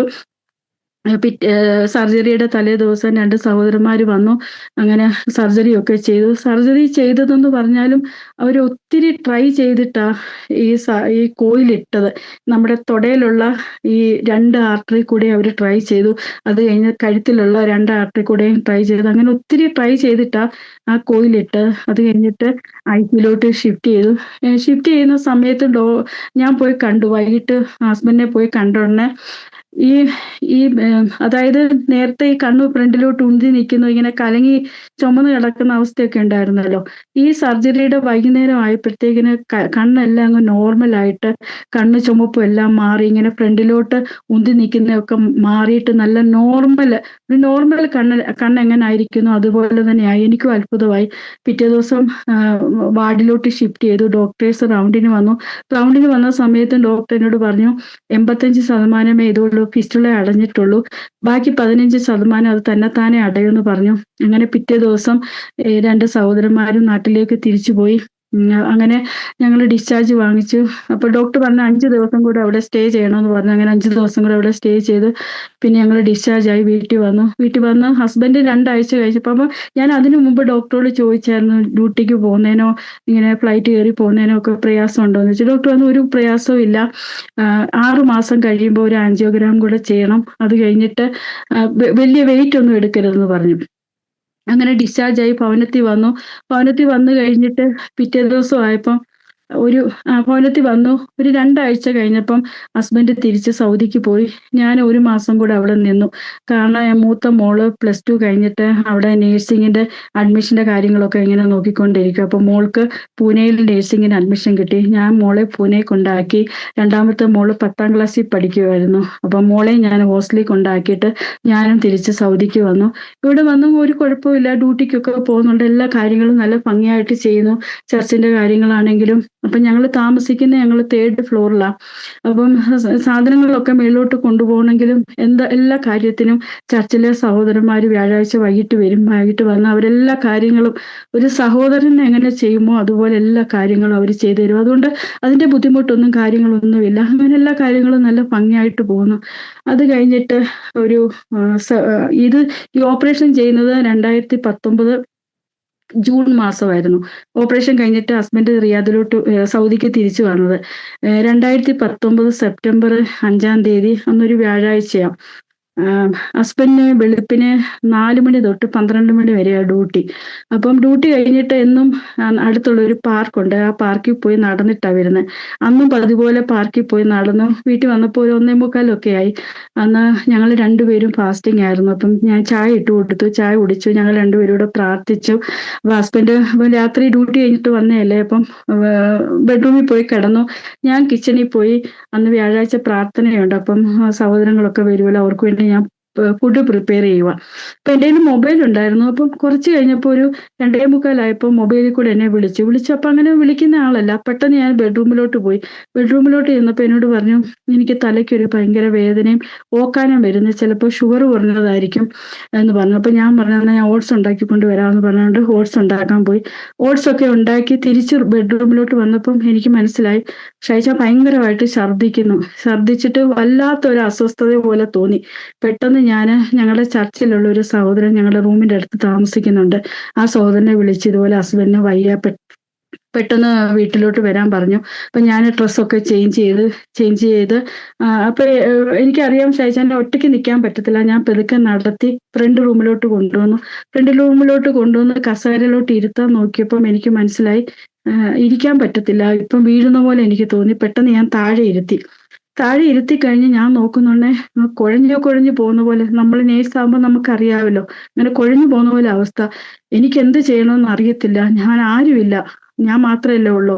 ഞാൻ അവിടെ കിടന്ന് വിളിച്ചു പോയി കഴിഞ്ഞിട്ട് പെട്ടെന്ന് ഞാൻ കതവ് തുറന്നിട്ട് അപ്പൊ ആ ഫ്ലോറിൽ 3 റൂമുണ്ട്, 3 വേറെ വീടുകളുണ്ട്. അപ്പൊ അവിടെ എല്ലാം പോയി ഞാൻ കരഞ്ഞുകൊണ്ട് പോയി കതവെ കൊട്ടി, കോളിംഗ് ബെല്ല് അടിച്ചു. പക്ഷെ ആരും തുറന്നില്ല. അത് കഴിഞ്ഞ് അതിന്റെ താഴത്തെ ഫ്ലോറിലും പോയി കൊട്ടി എല്ലാ റൂമിലും. അവിടെയും തുറന്നില്ല. ഏറ്റവും താഴത്തെ ഫ്ലോറിലും പോയി. അവിടെയും ആരും തുറന്നില്ല. അപ്പോഴത്തേക്കും എനിക്ക് വെപ്രാളമായി. ഞാൻ റോഡിലോട്ട് ഇറങ്ങി. റോഡിലോട്ട് ഇറങ്ങി ആരെങ്കിലും വണ്ടിയിൽ പോകുന്നുണ്ടോ എന്ന് അറിയാൻ വേണ്ടി. ഒരു സൗദി പോകുന്ന കണ്ടു. ഞാൻ ആ വണ്ടി നിർത്തി സൗദിയോട് പറഞ്ഞിട്ട്, പക്ഷെ പുള്ളിക്കാരനൊന്നും മൈൻഡ് ചെയ്തില്ല. ഞാൻ തിരിച്ച് മേളിൽ കയറി വന്നു. മേളിൽ കയറി വന്ന ഉടനെ ഞാൻ നോക്കുന്നുണ്ടെ ഞാൻ ആദ്യം കണ്ടതിനെക്കാട്ടില് അങ്ങ് കണ്ടീഷനിങ് വേഴ്സ് ആയിട്ട് വരുവാ. അപ്പൊ എനിക്കത് കണ്ടിട്ട് എനിക്ക് പറ്റുന്നില്ല. എന്ത് ചെയ്യണമെന്ന് എനിക്കറിയത്തില്ല. ഞാൻ പിന്നെയും വെപ്രാളം പിടിച്ച് വിളിച്ചു കൂവി. അപ്പൊ വിളിച്ചു കൂവി. പെട്ടെന്ന് ഞാൻ പിന്നെയും വെളിയിലോട്ട് ഇറങ്ങി ആ ഫ്ലോറിൽ തന്നെയുള്ള ഒരു യമിനിയുണ്ട്. ആ യമിനിയുടെ റൂമിൽ പോയി കൊട്ടി. കൊട്ടിക്കഴിഞ്ഞ് എൻ്റെ ഈ കരച്ചിലും ഈ കൊട്ടലും എല്ലാം കേട്ടിട്ട് ആ യമിനിയുടെ മോന് കതവ് തുറന്നിറങ്ങി. ആ പുള്ളിക്കാരൻ എന്നോട് ചോദിച്ചു, അപ്പൊ ഹസ്ബൻഡിനെ അറിയാവുന്നേ പുള്ളിക്കാരന്. അപ്പൊ ഞാൻ പറഞ്ഞതുപോലെ ഹസ്ബൻഡിന് വയ്യ, ഒന്ന് ഹെൽപ്പ് ചെയ്യാൻ വരാൻ പറഞ്ഞു. പുള്ളിക്കാരൻ എളുപ്പം വന്നു. അപ്പം തന്നെ ഞാൻ നേരത്തെ വിളിച്ച ഞങ്ങളുടെ ചർച്ചിലെ ബ്രദർ ഉണ്ടല്ലോ, അവരും വന്നു. ഞങ്ങൾ 3 പേരും കൂടെ, എനിക്കിപ്പോ അറിയത്തില്ല ഞങ്ങൾ എങ്ങനെ എടുത്തുകൊണ്ട് താഴോട്ട് ഇറങ്ങിയെന്ന്. ആ 3rd ഫ്ലോറിൽ നിന്ന് ഇറങ്ങി വണ്ടിയിലോട്ട് കയറ്റുന്ന ഉടനെ ബോധമുണ്ട്. എന്നോട് പറഞ്ഞു എനിക്ക് ഛർദ്ദിക്കണമെന്ന് പറഞ്ഞപ്പോൾ ഞാൻ കൈ ഇങ്ങനെ കാണിച്ചു കൊടുത്തിട്ട് പറഞ്ഞു കയ്യിലോട്ട് ഛർദ്ദിക്ക് പറഞ്ഞു. വേണ്ട, ഇവിടെ കവറുണ്ട്, ആ കവർ എടുത്തു തരാൻ പറഞ്ഞു. അങ്ങനെ കോൺഷ്യസ് ആയിരുന്നു. അങ്ങനെ ആ നേരത്തെ കാണിച്ച അബ പ്രൈവറ്റ് ഹോസ്പിറ്റലിൽ കൊണ്ടുപോയി കാഷ്വാലിറ്റിന്ന് വീൽ ചെയർ അവർ കൊണ്ടുവന്നു. വീൽ ചെയറിലോട്ട് കയറ്റുന്നുണ്ടെങ്കിൽ എനിക്ക് മനസ്സിലായി ലെഫ്റ്റ് സൈഡ് കൈയും കാലും പാരലൈസ് ആയെന്ന്. പെട്ടെന്ന് കാഷ്വാലിറ്റി കൊണ്ടുവന്നു. ഡോക്ടർ എന്നോട് ഹിസ്റ്ററി ഒക്കെ ചോദിച്ചു. അപ്പൊ ഞാൻ ഡോക്ടറിനോട് എല്ലാ കാര്യങ്ങളും പറഞ്ഞു കഴിഞ്ഞ ഉടനെ പെട്ടെന്ന് ഡോക്ടർ CT ചെയ്യാൻ പറഞ്ഞു. അങ്ങനെ CT ചെയ്തപ്പോൾ ഡോക്ടർ എന്നോട് പറഞ്ഞു, അപ്പോഴത്തേക്കിനും ഞങ്ങളുടെ എല്ലാവരോടും വിളിച്ചു പറഞ്ഞു. മറ്റേ സഹോദരങ്ങൾ, ഞങ്ങളുടെ ചർച്ചിലുള്ള സഹോദരന്മാരൊക്കെ വന്നു. അപ്പൊ CT ചെയ്ത ഉടനെ സെർബ്രൽ ഹെമറേജ് ആന്ന് പറഞ്ഞു. പെട്ടെന്ന് അവര് തിരിച്ച് കാഷ്വാലിറ്റി കൊണ്ടുവന്നു. അപ്പൊ ഞാൻ നോക്കുന്ന ഉടനെ പൾസ് കുറയുന്നു, BP കുറയുന്നു, വല്ലാത്തൊരു കണ്ടീഷൻ. പെട്ടെന്ന് അവർ ICUലോട്ട് ഷിഫ്റ്റ് ചെയ്തിട്ട് അപ്പോഴത്തേന് അൺകോൺഷ്യസ് ആയി വെന്റിലേറ്ററിൽ ഇട്ടു. പിന്നെ അവർ പെട്ടെന്ന് ന്യൂറോ സർജനെ വിളിച്ചു. ന്യൂറോ സർജൻ വന്നു. ഒരു CT കൂടെ ചെയ്യാൻ പറഞ്ഞു. ഒരു CT കൂടെ ചെയ്തു കഴിഞ്ഞ ഉടനെ ആദ്യത്തെ ബ്ലീഡിങ്ങിനെക്കാട്ടിലും ഒത്തിരി ബ്ലീഡിങ് കൂടി. ആ ബ്രെയിനിലെല്ലാം സ്പ്രെഡ് ആയെന്ന് പറഞ്ഞു. പെട്ടെന്ന് അപ്പം സഹോദരങ്ങളെയൊക്കെ വിളിച്ചു പറഞ്ഞു, നാട്ടിലൊക്കെ ഇൻഫോം ചെയ്തു. അപ്പം ഡോക്ടർ പറഞ്ഞു, ഇൻ കേസ് സർജറി ചെയ്താലും ആള് മരിക്കും, സർജറി ചെയ്തില്ലേലും ആള് മരിക്കും. അതുകൊണ്ട് എന്തുവാന്ന് വെച്ചാൽ തീരുമാനം പറയണമെന്ന് പറഞ്ഞു. അപ്പം ഈ സർജറി ചെയ്യണമെങ്കിൽ ഹൈ റിസ്ക് കൺസേൺ വേണം. അപ്പൊ ഡോക്ടർ എന്നോട് പറഞ്ഞു ഞാൻ സൈൻ ഇടണം. പക്ഷെ ഞാനത് സൈൻ ഇടാൻ ഞാൻ വില്ലിങ് അല്ലായിരുന്നു. കാരണം ഞാൻ നോക്കുമ്പോൾ 2:45 വരെ ഒരു കുഴപ്പമില്ലാതെ എന്നോട് സംസാരിച്ച ഒരാള് പെട്ടെന്ന് വെന്റിലേറ്ററായി കഴിഞ്ഞിട്ട് ഇപ്പം ക്രേനിയോട്ടമി ഒക്കെ ചെയ്യണമെന്ന് പറഞ്ഞാൽ നമുക്കതൊന്നും എന്തുവാ കേൾക്കുന്നത് പോലും എനിക്കൊരു അങ്ങനത്തെ ഒരു മാനസികാവസ്ഥയല്ല. ഞാൻ പറഞ്ഞു ഞാൻ സൈൻ ഇടത്തില്ലെന്ന് പറഞ്ഞു. അപ്പോഴത്തേക്കിനും എല്ലാവരും എന്നോട് പറഞ്ഞു, എന്തായാലും ഇത്രയും സീരിയസ് കണ്ടീഷൻ അല്ലേ, സൈൻ ചെയ്തേ പറ്റത്തുള്ളൂ, അല്ലെങ്കിൽ ഷൈജാന്റെ നില വഷളായി പോവും, നമുക്കൊന്നും ചെയ്യാൻ പറ്റത്തില്ലെന്ന് പറഞ്ഞു. അങ്ങനെ ഞാൻ മനസ്സോടെ ഇങ്ങനെ സൈൻ ചെയ്തു. അങ്ങനെ സൈൻ ചെയ്യുന്ന സമയത്ത് ഞാനിങ്ങനെ കർത്താവിനോട് പറഞ്ഞു, ദൈവമേ, മരിച്ച ലാസറിനെ ഉയർപ്പിച്ച ദൈവമാ, ആ കർത്താവ് ഇന്നും ജീവിക്കുന്ന ദൈവമാ, എൻ്റെ ഷായിച്ചാനെ ഞാൻ കർത്താവിൻ്റെ കരങ്ങളിലേക്ക് തരുന്നു എന്ന് പറഞ്ഞിട്ട് ഞാൻ ഒപ്പിട്ട് കൊടുത്ത് സർജറി ചെയ്തു കഴിഞ്ഞ് ICUലോട്ട് ഷിഫ്റ്റ് ചെയ്യുന്ന സമയത്താണെങ്കിലും ഡോക്ടർ ഞങ്ങളോട് പറഞ്ഞത് 5% പോലും ഡോക്ടറിന് ഉറപ്പ് പറയാൻ പറ്റത്തില്ല. കാരണം അതുപോലെ ബ്ലീഡിങ് ആയിരുന്നു. എന്തെങ്കിലും പറയണമെങ്കിലും 48 മണിക്കൂർ കഴിയാതെ ഒന്നും പറയാൻ പറ്റത്തില്ലെന്ന് പറഞ്ഞു. അപ്പോഴത്തേക്കിനും റിയാദിന്ന് പിറ്റേ ദിവസം ആയപ്പോഴേ ഹസ്ബൻഡിന്റെ സഹോദരങ്ങളൊക്കെ വന്നു. അങ്ങനെ അപ്പൊ നമ്മളെ ഹോസ്പിറ്റലിൽ ഇരുത്തത്തില്ല, ICUലാണല്ലോ, വെന്റിലേറ്ററിലുവാ. അപ്പൊ ഞങ്ങള് തിരിച്ച് വീട്ടിൽ വന്ന് ഹസ്ബൻഡ് ഇതുപോലെ ഞങ്ങളുടെ വീട്ടിലിരുന്ന് എല്ലാവരും കൂടി ഇരുന്ന് പ്രാർത്ഥിച്ചു കഴിഞ്ഞ് പിറ്റേ ദിവസം വെള്ളിയാഴ്ച ഒരു 2:30 ആയപ്പം ഞങ്ങളുടെ ചർച്ചിലുള്ള ഒരു സിസ്റ്റർ അവിടെ ICUല് ജോലി ചെയ്യുന്നുണ്ട്. ആ സിസ്റ്റർ ഇതുപോലെ ഞങ്ങളെ വിളിച്ചിട്ട് പറഞ്ഞു, പാസ്റ്റർ അങ്കിളിന്റെ വലത്ത് കൈയും കാലും ചെറുതായിട്ടൊന്ന് അനക്കിയെന്ന് പറഞ്ഞു. അപ്പോഴത്തേക്കിന് ഈ ഞങ്ങളുടെ ചർച്ചിലാണെങ്കിൽ ഒത്തിരി ദേവദാസന്മാര് ശുശ്രൂഷയ്ക്ക് വേണ്ടി കടന്നു വന്നിട്ടുണ്ട്. അപ്പം എല്ലാവരും ഈ കാര്യങ്ങൾ അറിഞ്ഞു. പല ഗ്രൂപ്പുകളിലും ഈ ഹസ്ബൻഡിന്റെ വിഷയങ്ങൾ ഇങ്ങനെ ഷെയർ ചെയ്തു. പലരും എന്നെ വിളിക്കുന്നുണ്ട്. എൻ്റെ കൂട്ടുകാരികളൊക്കെ ആണെങ്കിലും പല സ്ഥലത്ത് ഇരിക്കുന്നവരൊക്കെ എന്നെ അവര് ഈ ഗ്രൂപ്പുകളിൽ കൂടെ ആ കാര്യങ്ങളൊക്കെ അറിഞ്ഞത്. അപ്പൊ പല ഗ്രൂപ്പുകളിലും ഞങ്ങളെ അറിയാത്തതുമായ ഒത്തിരി ദേവദാസന്മാരും ദൈവമക്കളും ഒക്കെ ഹസ്ബൻഡിന് വേണ്ടി പ്രാർത്ഥിച്ചു. അപ്പം വെള്ളിയാഴ്ചയായി സിസ്റ്റർ ഇങ്ങനെ കാര്യം പറയുന്നത്. അപ്പൊ ഞങ്ങൾ എന്നും രാവിലെയും വൈകിട്ടും പോയി നോക്കും, തിരിച്ച് വീട്ടിൽ വരും, വിഷമത്തോടെ വരും. പിന്നെ പിറ്റേ ദിവസം ഒരു ഞായറാഴ്ച 2 ദിവസം കഴിഞ്ഞ് ഞായറാഴ്ചയായി. ഞായറാഴ്ചയായിട്ട് ഞങ്ങള് ഇതുപോലെ ഐസിയുവിൽ പോയി നോക്കുന്നുടനെ ഈ വലത്ത് കൈയും കാലും നല്ലപോലെ അനക്കാൻ തുടങ്ങി. അനക്കാൻ തുടങ്ങി. പെട്ടെന്ന് ഓരോ ദിവസങ്ങളിൽ തുടർന്നുള്ള ദിവസങ്ങളെന്ന് വെച്ചാൽ പെട്ടെന്ന് റിക്കവറി ആവുക. അതായത് ഞായറ് കഴിഞ്ഞു. പിറ്റേ ദിവസം തിങ്കളാഴ്ചയായപ്പം പതുക്കെ ബോധം വന്നു. പിറ്റേ ദിവസം അവര് വെന്റിലേറ്ററിൽ നിന്ന് മാറ്റി. പിറ്റേ ദിവസം ആയപ്പം സംസാരിക്കാൻ ട്രൈ ചെയ്തു. പിന്നെ വെള്ളമൊക്കെ കുടിച്ചു. അങ്ങനെ ഒരു സ്പീഡി റിക്കവറി ആയിരുന്നു. റിക്കവറിയായി. അങ്ങനെ ഈ സംഭവം നടക്കുന്നത് സെപ്റ്റംബർ 5. 16 തീയതി ആയപ്പോൾ സെപ്റ്റംബർ 16 തീയതി ആയപ്പം ഐസിയുന്ന് വാർഡിലോട്ട് ഷിഫ്റ്റ് ചെയ്തു. അപ്പോൾ ഷിഫ്റ്റ് ചെയ്യുന്ന സമയത്താണെങ്കിലും ഞങ്ങൾക്കെല്ലാം അറിയാം ലെഫ്റ്റ് കൈയും കാലും പാരലൈസ്ഡാ. അപ്പം ഹസ്ബൻഡിനെ കാണുന്നവർക്കെല്ലാം ഭയങ്കര സങ്കടം. ചേട്ടന്മാരാണെങ്കിലും ഞങ്ങളുടെ ചർച്ചിലെ സഹോദരങ്ങളൊക്കെ ആണെങ്കിലും ഇങ്ങനെ കിടക്കുന്ന കണ്ടപ്പോൾ അവർക്ക് ഭയങ്കര സങ്കടം. കാരണം ഇത്രയും നാളും ആരോഗ്യത്തോടെ നടന്ന ഒരാളിങ്ങനെ പാരലൈസ് ആയിട്ട് കിടക്കുന്ന കണ്ടപ്പോൾ എല്ലാവർക്കും വിഷമം. പക്ഷെ എൻ്റെ മനസ്സിൽ എനിക്കൊരു ആശ്വാസം എന്തുവാന്ന് വെച്ചാല് എനിക്ക് പാരലൈസ് ആയാലും കുഴപ്പമില്ല. എനിക്ക് ജീവനോടെ ദൈവം ഹസ്ബൻഡിനെ തന്നല്ലോ. അങ്ങനെ ഒരു ആശ്വാസമായിരുന്നു എൻ്റെ മനസ്സിൽ. അങ്ങനെ ഡോക്ടേഴ്സ് വന്ന് കണ്ടു. വാടി വന്ന് കണ്ടിട്ട് ഡോക്ടർ പറഞ്ഞു ഇതുപോലെ ദിവസവും രണ്ട് നേരം രാവിലെയും വൈകിട്ടും എക്സസൈസ് ഫിസിയോതെറാപ്പി ചെയ്യണമെന്ന് പറഞ്ഞു. അങ്ങനെ ഇവിടെ ഈ വാടിയിൽ നിന്ന് ഐസിയുന്ന് ഷിഫ്റ്റ് ചെയ്ത സമയത്ത് ദിവസവും 2 നേരം വന്ന് അവർ ഫിസിയോതെറാപ്പി ചെയ്ത് 2 ദിവസം. അത് കഴിഞ്ഞിട്ട് പിന്നെ നമ്മൾ നോൺ സൗദികളല്ലേ, അപ്പൊ അതിൻ്റെതായ കെയർ ഒക്കെ ചെയ്തുള്ളൂ. പിന്നെ അവർ വരുവൊന്നും ചെയ്തില്ല. പക്ഷെ എൻ്റെ ഹസ്ബൻഡിന്റെ സഹോദരൻ എൻ്റെ കൂടെ ഉണ്ടായിരുന്നു. അതേപോലെ തന്നെ ഈ എല്ലാ ദിവസവും വൈകിട്ട് ജോലി കഴിഞ്ഞിട്ട് ഞങ്ങളുടെ ചർച്ചിലുള്ള സഹോദരന്മാർ വരും. അതേപോലെ ഹസ്ബൻഡിന്റെ ഒരു അമ്മാച്ചന്റെ മോനും കുടുംബം ഇവിടെ ഉണ്ട്. ഇവരും വരും. അപ്പോൾ എല്ലാവരും ഉണ്ട്. ഞാൻ ഒറ്റയ്ക്കല്ല. ഈ സമയത്ത് ഞാൻ ഒറ്റയ്ക്കല്ല, എല്ലാവരും ഉണ്ട്. അപ്പോൾ എല്ലാവരും വന്ന് കൈയൊക്കെ അനക്കും, കാലിനൊക്കെ പതുക്കെ അനക്കും.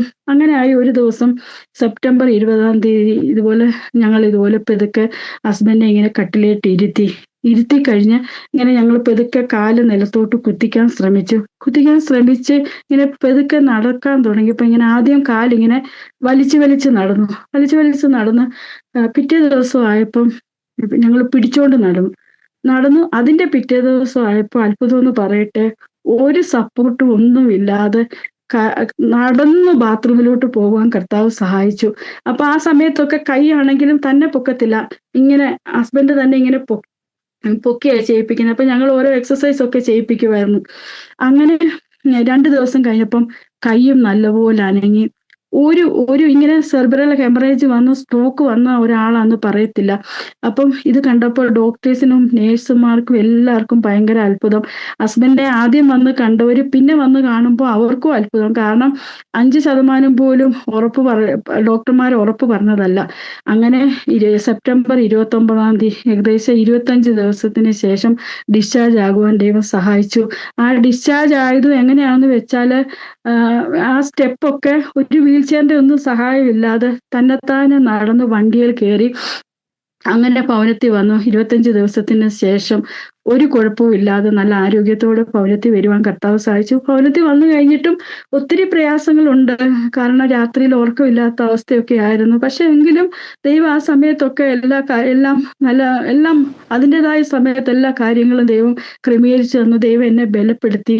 അങ്ങനെ അപ്പം ഈ ഡിസ്ചാർജ് ആകുന്നതിന് 3 ദിവസം മുമ്പ്, അതായത് സെപ്റ്റംബർ 26 ഒരു ആൻജിയോഗ്രാം ചെയ്തപ്പോൾ ഡോക്ടർ പറഞ്ഞു ഒരു ഫിസ്റ്റുലയും കൂടെ ഉണ്ട്, അതും ഇതുപോലെ കോയിലിട്ട് അടയ്ക്കണമെന്ന് പറഞ്ഞു.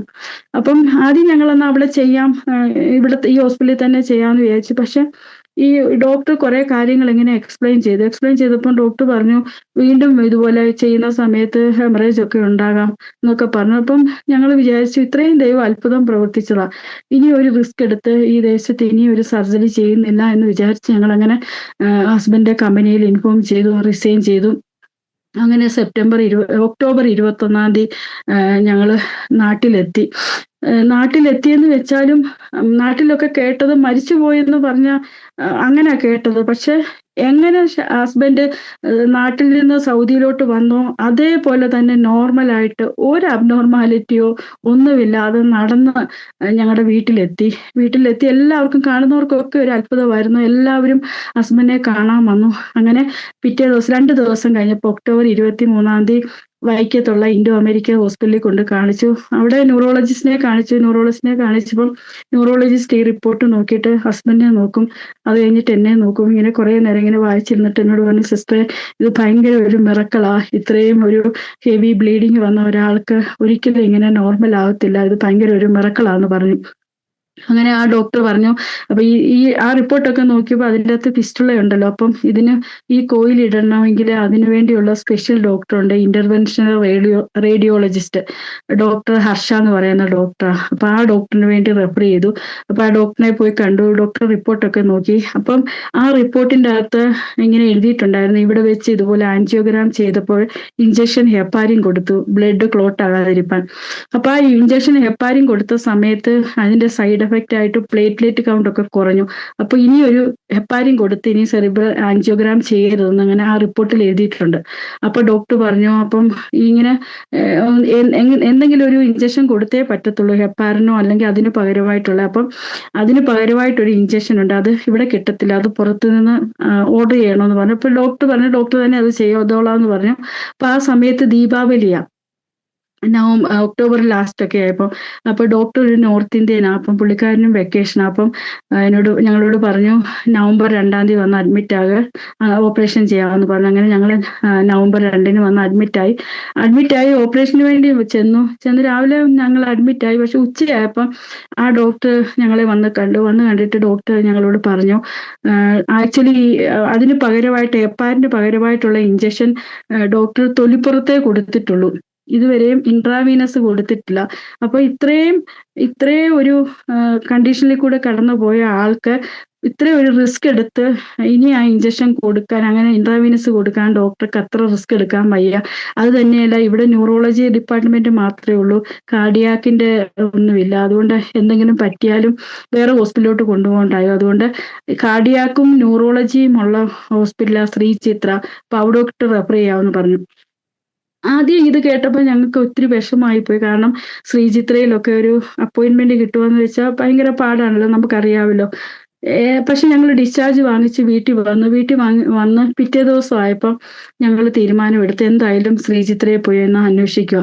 അങ്ങനെ ഞാനും ഹസ്ബൻഡിന്റെ ചേട്ടന്റെ ഒരു മോളുണ്ടായിരുന്നു, ഞങ്ങൾ 3 പേരും കൂടെ ശ്രീചിത്രയെ പോയി അവിടെ ന്യൂറോളജിസ്റ്റിനെ കണ്ടു. ആ അപ്പോയിന്റ്മെന്റ് ഒക്കെ എങ്ങനെ കിട്ടിയെന്ന് ഞങ്ങൾക്ക് പോലും അറിയത്തില്ല. അങ്ങനെ ന്യൂറോളജിസ്റ്റിനെ കണ്ടു. ന്യൂറോളജിസ്റ്റ് അപ്പം റിപ്പോർട്ടൊക്കെ കണ്ടിട്ട് ഇതിന്റെ സ്പെഷ്യലായിട്ടുള്ള ഇന്റർവെൻഷണൽ റേഡിയോളജിസ്റ്റിനെ റെഫർ ചെയ്തു. അപ്പൊ ആ ഡോക്ടർ വന്ന് കണ്ടു. ഡോക്ടർ കണ്ടിട്ടും പുള്ളിക്കാരന് ഭയങ്കര അത്ഭുതം, ആ ഹസ്ബൻഡ് ഇങ്ങനെ നടക്കുന്നതൊക്കെ കണ്ടപ്പം പുള്ളിക്കാരന് ഭയങ്കര അത്ഭുതം. അപ്പൊ ഡോക്ടർ പറഞ്ഞു, ഒരു MRI ചെയ്യാമെന്ന് പറഞ്ഞു. അങ്ങനെ MRI ചെയ്തപ്പോൾ ഡോക്ടർ പറഞ്ഞു, ആ സൗദിയിൽ ചെയ്ത റിപ്പോർട്ട് പോലല്ല, ആ ഫിസ്റ്റുല തന്നെത്താനെ അടഞ്ഞെന്ന് പറഞ്ഞു. അപ്പം ഞങ്ങൾക്കും ഭയങ്കര അതിശയം. പക്ഷെ ഡോക്ടർ പറഞ്ഞു, അത് ഒന്നുകൂടെ കൺഫേം ചെയ്യാൻ വേണ്ടി ഒരു സെറിബ്രൽ ആൻജിയോഗ്രാം ചെയ്യാമെന്ന് പറഞ്ഞു. അങ്ങനെ സെറിബ്രൽ ആൻജിയോഗ്രാം ചെയ്ത് കഴിഞ്ഞപ്പോൾ ഡോക്ടർ പറഞ്ഞു, ഫിസ്റ്റുല അത് അടഞ്ഞു. അപ്പൊ എനിക്കൊരു സംശയം, നമുക്ക് ഇങ്ങനെ ഇത്രയും വന്നതുകൊണ്ട് പിന്നെയും നമുക്ക് സംശയമാണ്. ഞാൻ ഡോക്ടറോട് ചോദിക്കുന്നു, ഡോക്ടറെ അപ്പൊ ഇനി ബ്ലീഡിങ് വരും. അപ്പൊ എന്നോട് പറഞ്ഞു, സിസ്റ്റർ അതൊന്നും ടെൻഷൻ അടിക്കേണ്ട, ആ ഫിസ്റ്റുല ഈ 45 ദിവസം കൊണ്ട് ആ ഫിസ്റ്റുല തന്നെത്താനെ അടഞ്ഞെന്ന് പറഞ്ഞു. ആ ഓപ്പറേഷന്റെ ആവശ്യമൊന്നുമില്ലെന്ന് പറഞ്ഞു. പക്ഷെ ആക്ച്വലി ഞങ്ങൾ ഓപ്പറേഷന് വേണ്ടിയാണല്ലോ ശ്രീചിത്രയെ പോയത്. അപ്പൊ ഈ MRI ചെയ്യുന്നതിന് മുമ്പായിട്ട് ഡോക്ടർ പറഞ്ഞു, ഈ ഓപ്പറേഷൻ ചെയ്യണമെങ്കിലും ഒരു കാര്യം അതിന് മുമ്പായിട്ട് കണ്ണിന്റെ ഫിറ്റ്നസ് വേണം, അതുപോലെ ഹെമറ്റോളജിസ്റ്റിന്റെ ഫിറ്റ്നസ് വേണം. കാരണം ഇനി ഹെപ്പാരിൻ കൊടുക്കാൻ പറ്റത്തില്ലല്ലോ, അതുകൊണ്ട് ഹെമറ്റോളജിസ്റ്റിന്റെ ഏത് മരുന്ന് അതിന് പകരം കൊടുക്കാം, അതിന്റെ ഫിറ്റ്നസ് വേണമെന്ന് പറഞ്ഞു. അങ്ങനെ കണ്ണിന്റെ ഫിറ്റ്നസിന് വേണ്ടി തിരുവനന്തപുരത്തുള്ള ചൈതന്യ രാവിലെ പോയി എല്ലാ ടെസ്റ്റും ചെയ്തു, എല്ലാ മെഷീനിൽ കൂടിയൊക്കെ കണ്ണ് ടെസ്റ്റ് ചെയ്തു. ഉച്ചയായപ്പം അതിന്റെ മെയിൻ ഡോക്ടർ വന്ന് ഈ റിപ്പോർട്ടൊക്കെ നോക്കി. ഈ ചൈതന്യയില് റിപ്പോർട്ട് നോക്കിയിട്ട് പുള്ളിക്കാരൻ എന്നോട് പറഞ്ഞു, ചിലപ്പോൾ ഇത് മെഷീന്റെ എന്തെങ്കിലും കേടായിരിക്കും, അതുകൊണ്ട് ഒന്നുകൂടെ എല്ലാ ടെസ്റ്റും ഒന്നുകൂടെ റിപ്പീറ്റ് ചെയ്യാൻ പറഞ്ഞു. അങ്ങനെ റിപ്പീറ്റ് ചെയ്ത് അവസാനം ഈ റിപ്പോർട്ട് വന്നപ്പോൾ സെയിം റിപ്പോർട്ട് തന്നെ. അപ്പൊ ഈ റിപ്പോർട്ടൊക്കെ നോക്കിയിട്ട്, അപ്പം നേരത്തെ റിപ്പോർട്ടൂടെ നോക്കിയിട്ട് ഡോക്ടർ എന്നോട് പറഞ്ഞു, സിസ്റ്ററെ ഞാൻ ഈ രണ്ടാമത് ഈ ടെസ്റ്റിന് വേണ്ടി വിട്ടതെന്ന് പറഞ്ഞാൽ ഇത്രയും ഹെമറേജ് വന്ന ഒരാളുടെ കണ്ണ് ഒരിക്കലും ഇങ്ങനെ നോർമലായി തീരത്തില്ല, എന്തെങ്കിലും ഒരു കാഴ്ച ശക്തിക്കോ എന്തെങ്കിലും ഒരു പ്രശ്നം കാണും. പക്ഷെ ഇത് ഇങ്ങനെ ഈ സ്ട്രോക്ക് വന്ന ആൾ അതായത് ഇത്രയും ഹെമറേജ് വന്ന ഒരാളാണെന്ന് പറയത്തില്ലെന്ന് പറഞ്ഞു. പിന്നെ പിറ്റേ ദിവസം ഞങ്ങൾ മെഡിക്കൽ കോളേജിൽ പോയി ഹെമറ്റോളജിസ്റ്റിന്റെ അപ്പോയിന്റ്മെന്റിന് വേണ്ടി. അപ്പം അത് പോകുന്നതിന് മുമ്പേ നമ്മുടെ മനസ്സിൽ വെപ്രാളവാ. കാരണം അപ്പോയിന്റ്മെന്റ് മെഡിക്കൽ കോളേജിലൊക്കെ അപ്പോയിന്റ്മെന്റ് നേരത്തെ ബുക്ക് ചെയ്തൊക്കെ കിട്ടത്തുള്ളല്ലോ. അപ്പം നമ്മൾ എന്തോ ചെയ്യും? എനിവേ മെഡിക്കൽ കോളേജിൽ പോയി. ഞങ്ങൾ തിരുവനന്തപുരം മെഡിക്കൽ കോളേജിൽ ഞങ്ങൾ അവിടെ പോയിരുന്നു. ഹെമറ്റോളജിസ്റ്റിന്റെ ആ OPDയുടെ ഫ്രണ്ടിൽ പോയി. ആദ്യം ആ സിസ്റ്ററോട് സംസാരിച്ചപ്പോൾ സിസ്റ്റർ പറഞ്ഞു, ഇതുപോലെ ഒത്തിരി പേഷ്യൻ്റ് ഉണ്ട്, നിങ്ങൾ വെയിറ്റ് ചെയ്യേ, എല്ലാവരെയും കഴിഞ്ഞ് ലാസ്റ്റിൽ സമയമുണ്ടെങ്കിൽ കാണില്ല, പിറ്റേ ദിവസം വരാൻ പറഞ്ഞു. അങ്ങനെ ഞങ്ങളിങ്ങനെ വിഷമിച്ചിങ്ങനെ ഇരിക്കുക. ഇങ്ങനെ ഇരുന്നു. ഞങ്ങൾ 3 പേരുണ്ട്. കുറച്ചു നേരം ഇങ്ങനെ ഇരുന്നപ്പോൾ ഒരു സിസ്റ്റർ ഞങ്ങളുടെ അടുത്ത് വന്നു. സിസ്റ്റർ ഞങ്ങളുടെ അടുത്തിട്ട് വന്നിട്ട് പറഞ്ഞു, സുനിത സിസ്റ്ററിന്റെ ആൾക്കാരല്ലേ, ഇതുവരെ നിങ്ങൾ ഡോക്ടറെ കണ്ടില്ലേ എന്ന് ചോദിച്ചു. അപ്പൊ ഞങ്ങൾ പറഞ്ഞു ഇല്ല, കണ്ടില്ല എന്ന് പറഞ്ഞു. എന്നിട്ട് ഒന്നും പറയാതെ പുള്ളിക്കാരത്തി ഈ OPDയിലോട്ട് കയറിപ്പോയി അവിടുത്തെ സിസ്റ്ററുമായിട്ട് എന്തോ സംസാരിച്ച് കഴിഞ്ഞ് തിരിച്ചു വന്നിട്ട് പറഞ്ഞു, ഇതുപോലെ ഞാൻ സുനിത സിസ്റ്ററിന്റെ ഫ്രണ്ടാ, എന്റെ പേര് ജെഫിയ, ഞാൻ ഇവിടെ ENT OPDയിലാണ് ജോലി ചെയ്യുന്നതെന്ന് പറഞ്ഞിട്ട് പുള്ളിക്കാരത്തി അങ്ങ് പോയി കഴിഞ്ഞ് ഒരു 5 മിനിറ്റ് കഴിഞ്ഞപ്പോൾ ഈ ഈ ഹെമറ്റോളജിയുടെ OPDയിലുള്ള സിസ്റ്റർ ഞങ്ങളെ വിളിച്ചു. അപ്പം ഡോക്ടർ ഞങ്ങളെ കണ്ടു കഴിഞ്ഞിട്ട് അപ്പോൾ ആ ഡോക്ടറിന്റെ അടുത്ത് കുറെ പഠിക്കുന്ന സ്റ്റുഡൻസും ഉണ്ട്. അപ്പൊ ഈ റിപ്പോർട്ടൊക്കെ കണ്ടിട്ട് ഈ ഡോക്ടർ ഈ സ്റ്റുഡൻസിനോട് എക്സ്പ്ലെയിൻ ചെയ്യും ഓരോ കാര്യങ്ങൾ. അപ്പൊ ഡോക്ടറും പറയുന്ന ഇത് അത്ഭുതമാണ്. ആ സ്റ്റുഡൻസിനോടും പറയുന്ന ഇങ്ങനെ നോർമലായിട്ട് ഇത്രയും അതുപോലത്തെ റിപ്പോർട്ടാ സൗദി എന്നുള്ള റിപ്പോർട്ട്. അത് കണ്ടിട്ട് ഡോക്ടറിനും ഭയങ്കര അതിശയം. ഡോക്ടർ ഇങ്ങനെ ഈ സ്റ്റുഡൻസിനോടൊക്കെ എക്സ്പ്ലെയിൻ ചെയ്യും. അങ്ങനെ ഡോക്ടർ അങ്ങോട്ടും നടത്തുന്നു ഇങ്ങോട്ടും നടത്തുന്നു, എല്ലാ കാര്യങ്ങളും ചെയ്ത് കഴിഞ്ഞിട്ട് ഡോക്ടർ അവിടുന്ന് ഫിറ്റ്നസ് തന്നു. ഫിറ്റ്നസ് കിട്ടി. ഞങ്ങൾ വെളിയിലിറങ്ങി കഴിഞ്ഞ് ഞങ്ങൾ വിചാരിച്ചു എന്നാൽ ഞങ്ങളെ പരിചയപ്പെടുത്തി ആ സിസ്റ്ററെ പോയി ഒന്ന് കാണാമെന്ന് വിചാരിച്ചു. ഞങ്ങൾ ENT OPD പോയി. OPD ചെന്ന് ഞങ്ങൾ അവിടുത്തെ സിസ്റ്ററോട് ചോദിച്ചു, ഇതുപോലെ ജെഫി എന്ന് പറയുന്ന ഒരു സിസ്റ്ററെ കാണാൻ. അപ്പൊ ഞങ്ങളോട് ചോദിച്ചു, ആരാ ജെഫി? അങ്ങനെ ഒരു സിസ്റ്ററെ ഞങ്ങൾക്ക് അറിയത്തു പോലുമില്ല, അങ്ങനെ ഒരാളെ ഇവിടെ ജോലി ചെയ്യുന്നില്ലെന്ന്.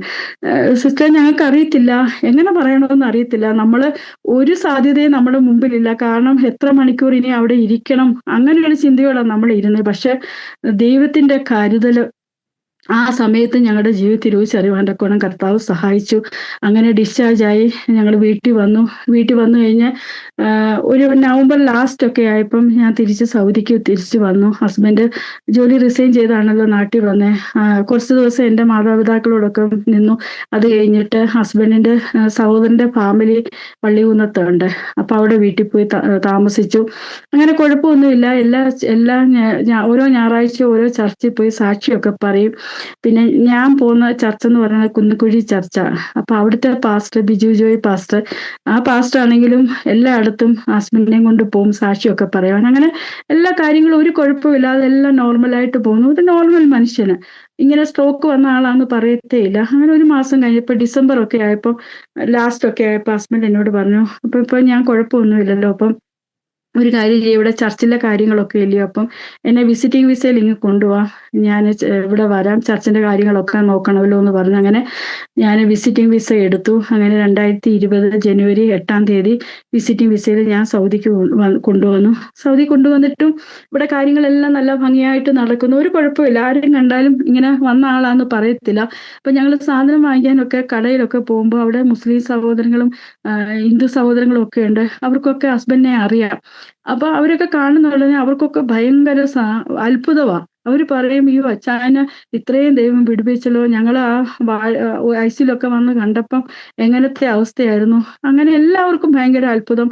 അങ്ങനെ ഇവിടെ വന്ന് താമസിച്ചു. ജനുവരി ലാസ്റ്റ് ആയപ്പം ഒരു 1.5 ആഴ്ചത്തേക്ക് ഹസ്ബൻഡിന്റെ സഹോദരങ്ങൾ റിയാദിലുണ്ടല്ലോ, അവരുടെ വീട്ടിൽ പോയി താമസിച്ചു. അവിടെ എന്ന് വെച്ചാൽ ഹസ്ബൻഡ് രക്ഷിക്കപ്പെട്ട് സ്നാനപ്പെട്ട സഭയാ. അപ്പൊ അവിടുത്തെ പണ്ടത്തെ സഹോദരന്മാരൊക്കെ ഉണ്ടല്ലോ, അപ്പം അവരെല്ലാം കണ്ടു. എല്ലാവരുടെയും വീട്ടിലൊക്കെ പോയി. അങ്ങനെ ഹസ്ബൻഡ് സന്തോഷത്തോടെ തിരിച്ചു വന്നു. ഒരാഴ്ച കഴിഞ്ഞപ്പോൾ തിരിച്ചു വന്നു. ഇവിടെയും ചർച്ചിന്റെ കാര്യങ്ങളൊക്കെ നടക്കുന്നുണ്ട്. എല്ലാ കാര്യങ്ങളും നല്ല ഭംഗിയായിട്ട് പോകുന്നു. അങ്ങനെ ഇരുന്നപ്പോഴാണ് 2020 മാർച്ച് മാസം നമ്മുടെ കൊറോണയൊക്കെ സ്റ്റാർട്ട് ചെയ്ത സമയമാണ്. അപ്പൊ നമ്മുടെ സൗദിയിൽ കൊറോണ സ്റ്റാർട്ട് ആയത് കാരണം മാർച്ച് 15 മുതൽ ഫ്ലൈറ്റ് ഒക്കെ ക്യാൻസൽ ചെയ്യുക. അതുപോലെ തന്നെ നമ്മുടെ നാട്ടിലാണെങ്കിലും മാർച്ച് 21 മുതൽ ലോക്ക്ഡൗണാ. അപ്പോൾ ഈ ലോക്ക്ഡൗൺ ആയത് കാരണം കുഞ്ഞുങ്ങൾ ഹോസ്റ്റലിൽ നിൽക്കുന്ന കുഞ്ഞുങ്ങളൊക്കെ വീട്ടിലോട്ട് പോവാ. അപ്പൊ മൂത്ത മോള് നേഴ്സിങ്ങിന് പുനെ പഠിക്കുവാണല്ലോ. മോള് മാർച്ച് 18 അവള് ഹോസ്റ്റലിൽ നിന്ന് വീട്ടിലോട്ട് പോന്നു. പിന്നെ മറ്റേ മോള് 18-ാം തീയതി ആയിരുന്നു 10th last exam. Last exam എഴുതി കഴിഞ്ഞിട്ട് മോള് പറഞ്ഞു ഒരു ദിവസം ഹോസ്റ്റലിൽ നിന്നിട്ട് 19-ാം തീയതി പിറ്റേ ദിവസമേ പോകുന്നുള്ളത് പറഞ്ഞു. അപ്പം ഷൈച്ചാൻ തന്നെ ചേട്ടന്റെ മോളെ വിളിച്ച് അവളെ വിളിച്ചോണ്ട് പോകുന്ന കാര്യങ്ങളെല്ലാം അറേഞ്ച് ചെയ്തു. അങ്ങനെ പിറ്റേ ദിവസം മാർച്ച് 19 അന്ന് എനിക്ക് മോർണിംഗ് ഡ്യൂട്ടി ആയിരുന്നു. എന്നെ ഡ്യൂട്ടിക്ക് കൊണ്ടുവിട്ട് കഴിഞ്ഞ് തിരിച്ച് വീട്ടിൽ വന്നു. വീട്ടിൽ വന്നിട്ട് എനിക്ക് മെസ്സേജ് അയച്ചു ഞാൻ വീട്ടിൽ വന്നെന്നും പറഞ്ഞുകൊണ്ട്. കാരണം ഞാൻ പറഞ്ഞായിരുന്നു ഇതുപോലെ വീട്ടിൽ ഇത്രയും അസുഖമൊക്കെ വന്നതല്ലേ, പിന്നെ വണ്ടിയൊക്കെ ഓടിക്കുന്നു, അപ്പം വീട്ടിൽ വരുമ്പോൾ എനിക്ക് മെസ്സേജ് അയക്കണേന്ന് പറഞ്ഞു. അങ്ങനെ മെസ്സേജ് അയച്ചു. അപ്പം ഞാൻ എപ്പോൾ ഫോൺ വിളിച്ചാലും പെട്ടെന്ന് എടുക്കും. കാരണം ഷൈച്ചാനും അറിയാം ഇങ്ങനെ വന്നത് കൊണ്ട് എനിക്കാണെങ്കിലും ടെൻഷനാ. അപ്പൊ അങ്ങനെ വിഷമിപ്പിക്കാൻ ആഗ്രഹിക്കുന്ന ആളല്ല. അപ്പം അതുകൊണ്ട് എനിക്ക് മെസ്സേജ് അയക്കും ഞാൻ വീട്ടിൽ വന്നെന്ന് പറഞ്ഞിട്ട്. അന്ന് മെസ്സേജ് അയച്ചു കഴിഞ്ഞ് അപ്പൊ ഈ രാത്രിയില് ഹസ്ബൻഡ് എനിക്ക് മോർണിംഗ് ഡ്യൂട്ടി ആയത് കാരണം രാത്രി ഹസ്ബൻഡ് ഉറങ്ങത്തില്ല. പകൽ കിടന്ന് ഞാൻ ഡ്യൂട്ടിക്ക് പോകുന്ന സമയത്താണ് കിടന്ന് ഉറങ്ങുന്നത്. അപ്പൊ അത് കഴിഞ്ഞ് ബ്രേക്ക്ഫാസ്റ്റ് ഒക്കെ കഴിഞ്ഞിട്ട് കിടന്ന് ഉറങ്ങി. പക്ഷെ 9:30 ആയപ്പം മൂത്ത മോളെ ഫോണിൽ വിളിച്ചു. അവള് ട്രെയിനിലാണല്ലോ. മോളോട് പറഞ്ഞു നീ വാതിക്കലൊന്നും പോയി നിൽക്കരുത്, അവിടെ ഇവിടെ ഒന്നും പിടിക്കല്ലേ, കൊറോണയാ, സൂക്ഷിക്കണമെന്നൊക്കെ പറഞ്ഞു. അത് കഴിഞ്ഞിട്ട് ഒരു 12 മണിയായപ്പം ഞാനും ഹസ്ബൻഡിനെ വിളിച്ചു ഇന്ത്യ എണ്ണിച്ചോന്നൊക്കെ അറിയാം. അപ്പൊ ഫോൺ എടുത്തില്ല. പിന്നെ എനിക്ക് തിരക്കായിപ്പോയി. ഒരു 12:20 ആയപ്പം എൻ്റെ ഇളയ മോള് വിളിച്ചിട്ട് പറഞ്ഞു ചേട്ടന്റെ മോള് പപ്പായെ വിളിച്ചിട്ട് ഫോൺ എടുക്കുന്നില്ല, പപ്പ ഉറങ്ങുവാന്നോ ചോദിച്ചു. അപ്പോഴാ ഞാനും ചിന്തിച്ച. പിന്നെ ഞാനും പെട്ടെന്ന് വിളിച്ചോണ്ടേ അപ്പൊ ഇത്രയും നേരം കിടന്ന് ഉറങ്ങത്തില്ല. അപ്പം പിന്നെ ബാത്റൂമിൽ പോയാലും തിരിച്ചു വരുന്നുള്ള ഞങ്ങളുടെ കോള് കണ്ടാല് തിരിച്ചു വിളിക്കും. അപ്പൊ എനിക്കൊരു വെപ്രാളമായിപ്പോയി. പെട്ടെന്ന് ഞാൻ വാട്സപ്പ് നോക്കിയപ്പം 11:30 ആയപ്പം ഞങ്ങളുടെ ഗ്രൂപ്പിൽ ഒരു പാട്ട് ഷെയർ ചെയ്തായിരുന്നു.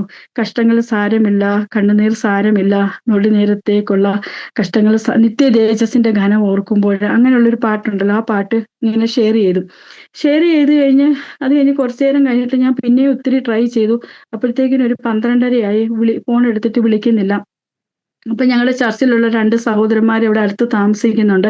അവരോട് പറഞ്ഞു പെട്ടെന്ന് പോയി ഒന്ന് നോക്കാൻ പറഞ്ഞു. അപ്പൊ അവര് പറഞ്ഞു ഞങ്ങളൊന്ന് പോയി നോക്കാന്ന് പറഞ്ഞപ്പം ഞാൻ എൻ്റെ ഹോസ്പിറ്റലും പറഞ്ഞു ഇതുപോലെ എൻ്റെ ഹസ്ബൻഡിന്റെ ഫോൺ എടുക്കുന്നില്ല, എനിക്ക് പെട്ടെന്ന് പോകണമെന്ന് പറഞ്ഞു. അവർ ഒരു മെയിൽ നേഴ്സിനെ അറേഞ്ച് ചെയ്തു. അപ്പൊ ഞാനും അവിടുന്ന് ഇറങ്ങി. ഈ സഹോദരന്മാർ ഓൾറെഡി വീട്ടിൽ വന്ന് താഴെ ആയപ്പോൾ എന്നെ വിളിച്ചിട്ട് പറഞ്ഞു ഷൈച്ചാന്റെ വണ്ടി താഴെ കിടപ്പുണ്ടെന്ന് പറഞ്ഞു. അപ്പൊ ഞാൻ പറഞ്ഞു പെട്ടെന്ന് പോയി കതവ് തുറന്ന് നോക്കാൻ പറഞ്ഞു. കാരണം സഹോദരന്മാരുടെ കയ്യിൽ ഒരു സഹോദരന്റെ കയ്യിൽ താക്കോലുണ്ടായിരുന്നു. അപ്പൊ പുള്ളിക്കാരൻ പിന്നെ ഞാൻ ഫോൺ വിളിച്ചിട്ടൊന്നും ഫോൺ എടുക്കുന്നില്ല. അപ്പോഴത്തേക്കിനും ഞാനും വീടിന്റെ അടുത്ത് എത്താറായി. വീടിന്റെ അടുത്ത ആ റോഡിന്റെ അവിടെ ആയപ്പോ ഞാൻ കണ്ടു ഈ സഹോദരന്റെ വണ്ടി പോന്നു. അതിന്റെ പുറവശത്തെ ഷീറ്റില് ഹസ്ബൻഡ് ഇങ്ങനെ കിടക്കുന്നുണ്ട്. അപ്പൊ ഞാൻ മെയിൽ നേഴ്സിനോട് പറഞ്ഞു എന്നെ വീട്ടിലോട്ട് കൊണ്ടുപോകണ്ട, അബ പ്രൈവറ്റിലെ ഹോസ്പിറ്റലിലോട്ട് കൊണ്ടുപോകാൻ പറഞ്ഞു. അങ്ങനെ ഞാൻ ഹോസ്പിറ്റലിൽ വന്നു കഴിഞ്ഞപ്പോഴത്തേക്കിനും അവർ ഓൾറെഡി കാഷ്വാലിറ്റിയോട്ട് കയറ്റിയായിരുന്നു. അപ്പൊ ഞാൻ ചെല്ലുന്ന ഡോക്ടർ ഇങ്ങനെ CPR കൊടുത്ത് ഒരു 15 മിനിറ്റ് കഴിഞ്ഞപ്പോൾ എന്നോട് പറഞ്ഞു സിസ്റ്റർ ഞങ്ങൾക്കൊന്നും ചെയ്യാൻ പറ്റിയില്ല, കാരണം ഓൾറെഡി വന്നപ്പോഴത്തേക്കിന് പൾസ് ഇല്ല, BP ഇല്ല, അങ്ങനെ എന്നോട് പറഞ്ഞു കഴിഞ്ഞപ്പോൾ ഞാൻ ഇപ്പൊ ഓർക്കുക ഞാൻ അതൊക്കെ എങ്ങനെ കേട്ടതെന്നൊന്നും എനിക്ക് അറിയത്തില്ല. അപ്പോഴത്തേക്കിന് ഈ സഹോദരന്മാര് ഞങ്ങളുടെ ചർച്ചിലുള്ള സഹോദരങ്ങളെയൊക്കെ വിളിച്ചു പറഞ്ഞു. അവരെല്ലാം വന്നു. പിന്നെ എൻ്റെ കൂടെ ജോലി ചെയ്യുന്ന കൂട്ടുകാരികളൊക്കെ വന്നു. അപ്പോഴത്തേക്കിന് ഹസ്ബൻഡ് സഹോദരന്മാരെയൊക്കെ വിളിച്ചു പറഞ്ഞു. അങ്ങനെ പിന്നീടുള്ള കാര്യങ്ങൾ അത് എങ്ങനെ നടന്നെന്ന് എനിക്ക് പോലും അറിയത്തില്ല. അത് എങ്ങനെ എക്സ്പ്ലെയിൻ ചെയ്യണമെന്ന് എനിക്കറിയത്തില്ല. കാരണം അതുപോലത്തെ പ്രതിസന്ധിക്കുള്ള ഞങ്ങൾ കടന്നുപോയി. കാരണം ഫ്ലൈറ്റ് ഒന്നുമില്ല, ആർക്കും അങ്ങോട്ടും ഇങ്ങോട്ടും പോകാൻ പറ്റത്തില്ല. ബോഡി ഇനി എങ്ങനെ നാട്ടിൽ കൊണ്ടുപോകും? കുഞ്ഞുങ്ങൾ 2 പേരും നാട്ടില്, അവരോട് ഈ കാര്യം പറഞ്ഞിട്ടില്ല, ഇനി എന്തോ ചെയ്യും? അങ്ങനെ ഞങ്ങൾ ഒത്തിരി ആ വിഷയത്തിന്മേൽ ഭാരപ്പെട്ട് ഞങ്ങളിങ്ങനെ ഇരുന്ന് ആ 5 ദിവസം, അതായത് മരിച്ചു കഴിഞ്ഞ 5 ദിവസത്തേക്ക് ആ പ്രൈവറ്റ് ഹോസ്പിറ്റലിൽ തന്നെ ബോഡി വെച്ചു. 5 ദിവസം അവർ ഫ്രീ ആയിട്ട് വെക്കും. അത് കഴിഞ്ഞിട്ട് അവർ പറഞ്ഞു അവിടെ നിന്ന് മാറ്റണം, ഇല്ലെങ്കിൽ ഒരു ദിവസത്തേക്കിന് 200 റിയാൽ വെച്ച് പേ ചെയ്യണമെന്ന് പറഞ്ഞു. അപ്പൊ പിന്നെ ഇവിടുത്തെ ഗവൺമെന്റ് ഹോസ്പിറ്റലിലെ മോർച്ചറിയിലോട്ട് ബോഡി മാറ്റാനുള്ള കാര്യങ്ങളൊക്കെ ക്രമീകരിച്ചു. പക്ഷെ അവിടെ പോയി അന്വേഷിച്ചപ്പോഴാണ് മനസ്സിലാകുന്നത് അവിടെ അവര് സമ്മതിക്കത്തില്ല അവിടെ ബോഡി വെക്കാൻ. കാരണം കൊറോണ ആയത് കാരണം അവിടെയും വെക്കാൻ പറ്റത്തില്ല എന്ന് പറഞ്ഞു. അപ്പൊ ദൈവമേ ഇനി എന്തോ ചെയ്യും, ഞങ്ങളിങ്ങനെ വിഷമിച്ചുകൊണ്ടിരുന്നു. അപ്പോഴത്തേക്കിന് ഹസ്ബൻഡിന്റെ സഹോദരങ്ങളൊക്കെ റിയാദിൽ നിന്ന് വന്നായിരുന്നു. എല്ലാവരും മോർച്ചറിയിൽ പോയി ബോഡിയൊക്കെ കണ്ടു. അപ്പം ഞങ്ങളിങ്ങനെ വിഷമിച്ച് ഇനി എന്തോ ചെയ്യും, അങ്ങനെ വിഷമിച്ചുകൊണ്ടിരുന്നപ്പോഴാ ഈ മരിക്കുന്നതിന് 1 മാസം മുമ്പ്, ഇപ്പൊ ഞാൻ നേരത്തെ പറഞ്ഞല്ലോ ഞങ്ങളുടെ ട്രാൻസ്ഫർ ക്യാൻസലാക്കിയ ആ സൗദി ഇതുപോലെ ഈ മരിക്കുന്നതിന് 1 മാസം മുമ്പ് ഹസ്ബൻഡിനെ വിളിച്ചു. അത് വിളിക്കാൻ കാരണമെന്ന് പറഞ്ഞാല്, അപ്പൊ അതിനു മുമ്പ് വലിയ കോണ്ടാക്ട് ഒന്നുമില്ല, ഇടയ്ക്കൊക്കെ വിളിക്കും, അത്രേ ഉള്ളൂ. അപ്പൊ ഇത് വിളിക്കാൻ കാരണം എന്ന് വെച്ചാല്, ഈ മരിക്കുന്നതിന് 1 വർഷം മുമ്പ് ഞങ്ങളുടെ ചർച്ചിലുള്ള ഒരു സിസ്റ്ററിന്റെ ഒരു കൂട്ടുകാരി, ഒരു ഫിലിപ്പീനി സിസ്റ്റർ, ആ സിസ്റ്റർ അതായത് ഇവിടുന്ന് റിസൈൻ ചെയ്ത് നാട്ടിൽ പോയി. അപ്പം ആ സിസ്റ്ററിന്റെ ബെനിഫിറ്റും സാലറിയും ഒക്കെ പിന്നെ വരത്തുള്ളൂ. അപ്പം അതിനുവേണ്ടി ATM കാർഡ് ഞങ്ങളുടെ ചർച്ചിലുള്ള സിസ്റ്ററെ ഏൽപ്പിച്ചിട്ടാ പോയത്. അപ്പൊ സാലറി വന്ന ദിവസം, ആ ദിവസം ഒരു ദിവസം 5000 റിയാലേ വിഡ്രോ ചെയ്യാൻ പറ്റത്തുള്ളൂ. പിറ്റേ ദിവസം ആയപ്പം ഈ കാർഡിന്റെ എക്സ്പയറി ഡേറ്റ് ബ്ലോക്ക് ആയിപ്പോയി, പുള്ളിക്കാരത്തേക്ക് പൈസ എടുക്കാൻ പറ്റത്തില്ല. അപ്പൊ അതിനുവേണ്ടി ഹസ്ബൻഡിനോട് പറഞ്ഞു, ഇതുപോലെ പാസ്റ്റർക്ക് അറിയാവുന്ന ആരെങ്കിലും ഉണ്ടോ ഒന്ന് ഹെൽപ്പ് ചെയ്യാൻ, സൗദികളോട് ആരെങ്കിലും പറഞ്ഞ് ഇങ്ങനെ പൈസ എടുക്കാൻ വേണ്ടി. അപ്പൊ അതിനുവേണ്ടി ഈ കാർഡും ഈ പേപ്പറും ഒക്കെ ഈ സൗദി ഏൽപ്പിച്ചു. ഇത് 1 വർഷം മുമ്പ് നടന്ന സംഭവം. പക്ഷെ ഞങ്ങൾ ഈ കാര്യങ്ങളെല്ലാം ഇങ്ങ് മറന്നുപോയി, ആ സിസ്റ്ററും ഈ കാര്യം മറന്നുപോയി. പക്ഷെ ഈ പൈസ കിട്ടി ആ പൈസ ഈ സൗദിയുടെ ഇരിക്കുക. അപ്പൊ ദൈവത്തിന്റെ ഓരോ പ്രവൃത്തി, ഓരോ സമയം ദൈവം അത് നമുക്ക് വേണ്ടി കൊണ്ടുവരുന്നേ. അപ്പൊ ഈ പൈസ കൊണ്ടുതരാൻ വേണ്ടിയാ ഹസ്ബൻഡിനെ വിളിക്കുന്നത്. 1 മാസം മുമ്പ് തൊട്ടേ വിളിക്കുമ്പോൾ ഫോൺ സ്വിച്ച് ഓഫ്. അപ്പം ഹസ്ബൻഡിനോട് ചോദിച്ചു, ഞാൻ ഒത്തിരി ദിവസം കൊണ്ട് വിളിക്കുമോ, എന്തോ പറ്റി, ഫോൺ സ്വിച്ച് ഓഫ് ആയിരുന്നല്ലോ. അപ്പൊ ഹസ്ബൻഡ് ഇതുപോലെ പറഞ്ഞു, ഞാൻ വയ്യാതെ വന്നു, ഇതുപോലെ റിസൈൻ ചെയ്ത് നാട്ടിൽ പോയി, തിരിച്ച് വിസിറ്റിംഗ് വിസയിൽ വന്നതാണെന്ന് പറഞ്ഞു. അപ്പോൾ കാര്യങ്ങളൊക്കെ പറഞ്ഞ് ഇങ്ങനെ പൈസയൊക്കെ കൊടുത്തു, ഈ കിട്ടാനുള്ള പൈസയൊക്കെ കൊടുത്തു. അപ്പം ഈ കാര്യം എന്നോട് ഹസ്ബൻഡ് പറഞ്ഞായിരുന്നു. പെട്ടെന്ന് എനിക്ക് ഓർമ്മ വന്നിട്ട് അപ്പം എനിക്കിങ്ങനെ ആൾക്കാരെ ഒന്നും വിളിക്കാൻ പറ്റാത്ത ഒരു മാനസികാവസ്ഥയാണ്. അപ്പം ഞാൻ എൻ്റെ കൂട്ടുകാരിയുടെ ഫോൺ നമ്പർ കൊടുത്തിട്ട് പറഞ്ഞു, ഒന്ന് വിളിച്ച് പറയാൻ പറഞ്ഞു. അങ്ങനെ പുള്ളിക്കാരത്തി വിളിച്ചു പറഞ്ഞപ്പോൾ പുള്ളിക്കാരൻ അറിയുന്നത്. അപ്പം അറിഞ്ഞു കഴിഞ്ഞപ്പം പുള്ളിക്കാരനും ഭയങ്കര ഷോക്കായിപ്പോയി. അതുപോലെ ഒരു സഹോദരനെ പോലെ സ്നേഹിച്ച രണ്ടുപേരും കൂടെ, നല്ല സ്നേഹം, പക്ഷെ അധികം ഫോൺ വിളിയും കാര്യങ്ങളും ഒന്നുമില്ല, എങ്കിലും ഒരു ആത്മാർത്ഥ സ്നേഹം. അപ്പം ആ സൗദി എൻ്റെ കൂട്ടുകാരിയോട് പറഞ്ഞു, ഇതുപോലെ സിസ്റ്ററോട് പറ, ഒന്നും കൊണ്ട് വിഷമിക്കണ്ട, എന്തെങ്കിലും ഒരു ആവശ്യം ഉണ്ടെങ്കിൽ എന്നോട് പറഞ്ഞാൽ മതി എന്ന് പറഞ്ഞു. അപ്പം എൻ്റെ കൂട്ടുകാരി ഇതുപോലെ പറഞ്ഞു, ഇതുപോലെ മോർച്ചറിയുടെ കാര്യം പറഞ്ഞു. അപ്പം പുള്ളിക്കാരൻ പറഞ്ഞു, ഓക്കെ ഞാൻ ആ കാര്യം ക്രമീകരിക്കാമെന്ന് പറഞ്ഞു. അങ്ങനെ അന്ന് ആ ദിവസം തന്നെ ഈ ഗവൺമെന്റ് ഹോസ്പിറ്റലിലെ മോർച്ചറിയുടെ വലിയ ആളിനെ വിളിച്ചു. ആ പുള്ളിക്കാരൻ്റെ കാര്യങ്ങളെല്ലാം ക്രമീകരിച്ചു.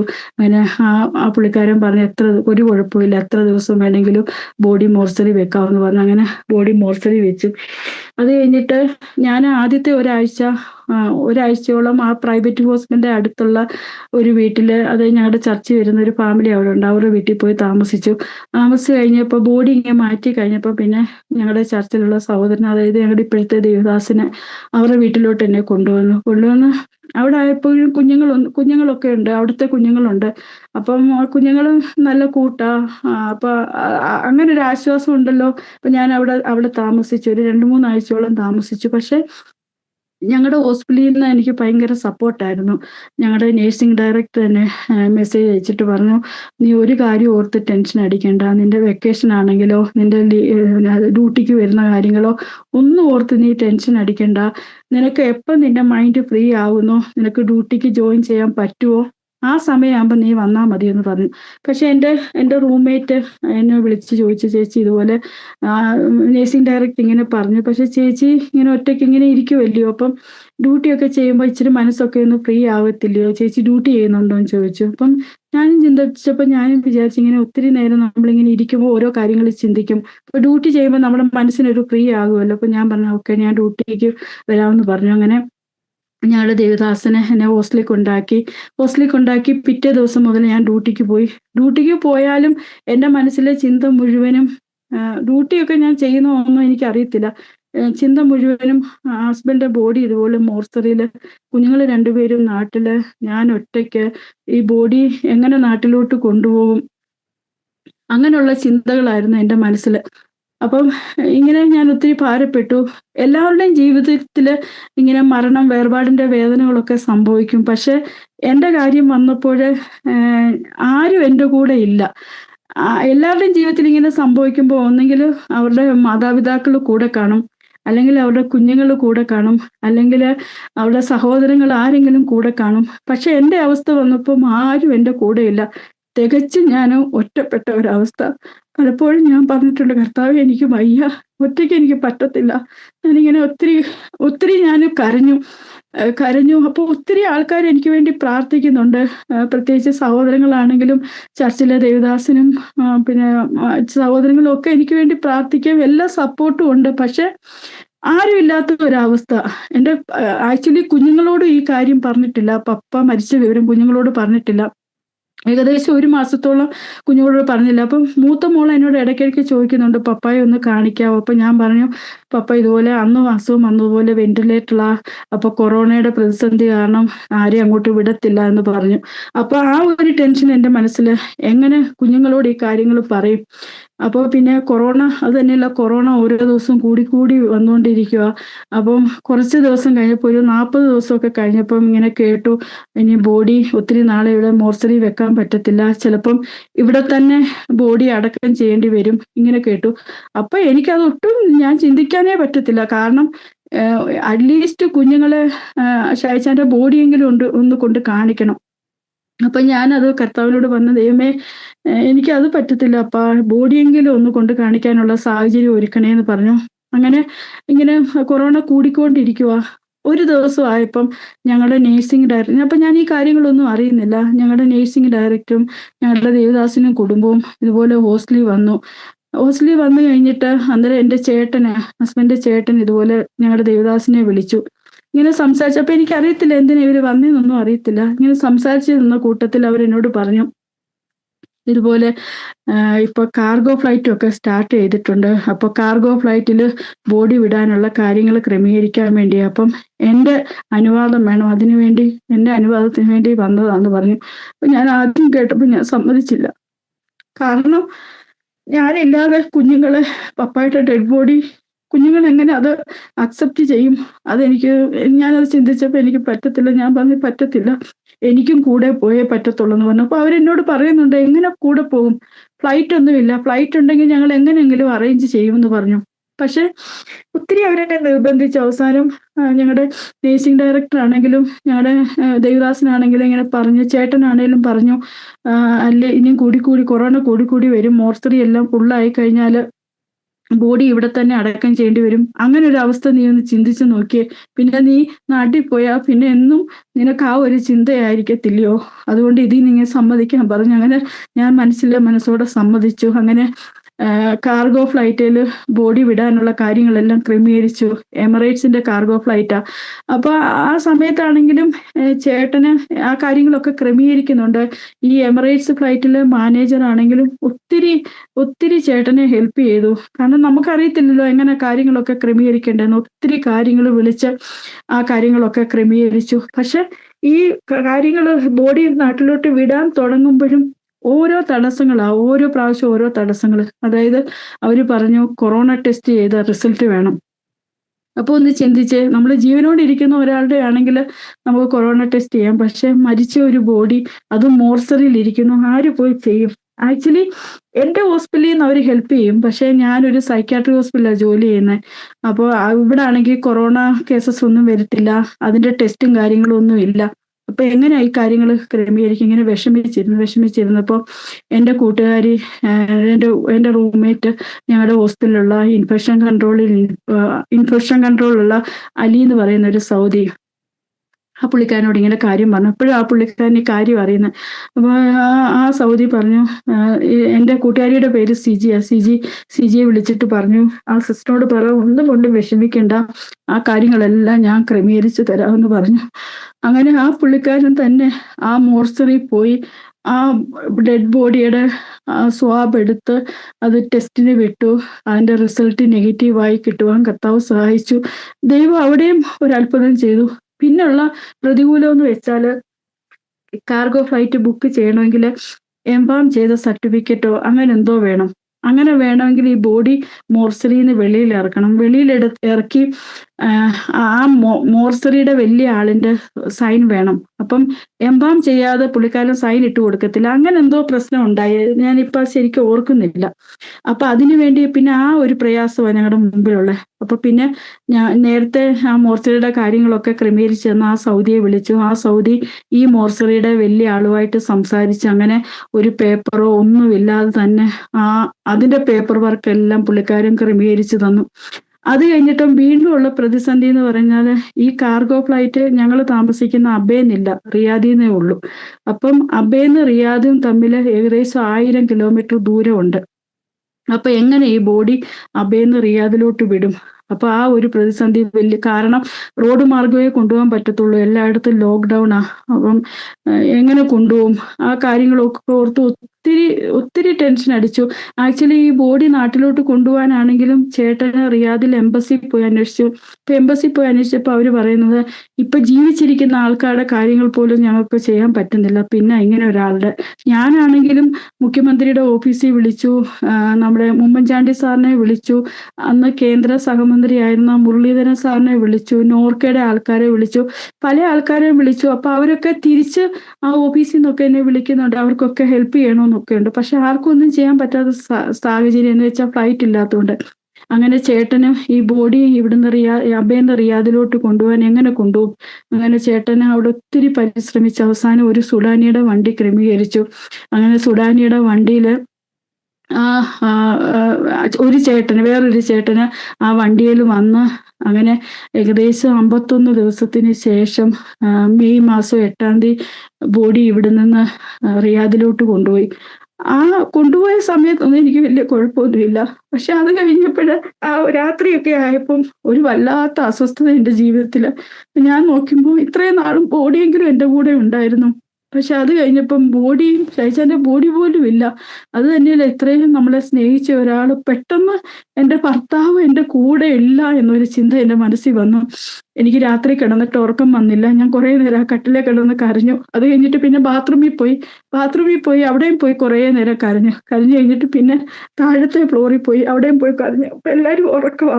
ഞാനിങ്ങനെ വിഷമിച്ചിങ്ങനെ എന്ത് ചെയ്യും കർത്താവെ ഇങ്ങനെ ഭാരപ്പെട്ടിരുന്നപ്പം ഒരു ദൈവശബ്ദം എന്നോട് സംസാരിക്കുന്നത് പോലെ യെശയ്യാപ്രവചനം 54-ാം അധ്യായം 4-ാം വാക്യം, ഭയപ്പെടേണ്ട, നീ ലജ്ജിച്ചു പോകുകയില്ല, ഭ്രമിക്കേണ്ട, നീ നാണിച്ചു പോകുകയില്ല. നിന്റെ സൃഷ്ടാവാകുന്ന നിന്റെ ഭർത്താവ്, സൈന്യങ്ങളുടെ യഹോവ എന്നാവുന്ന അവന്റെ നാമം.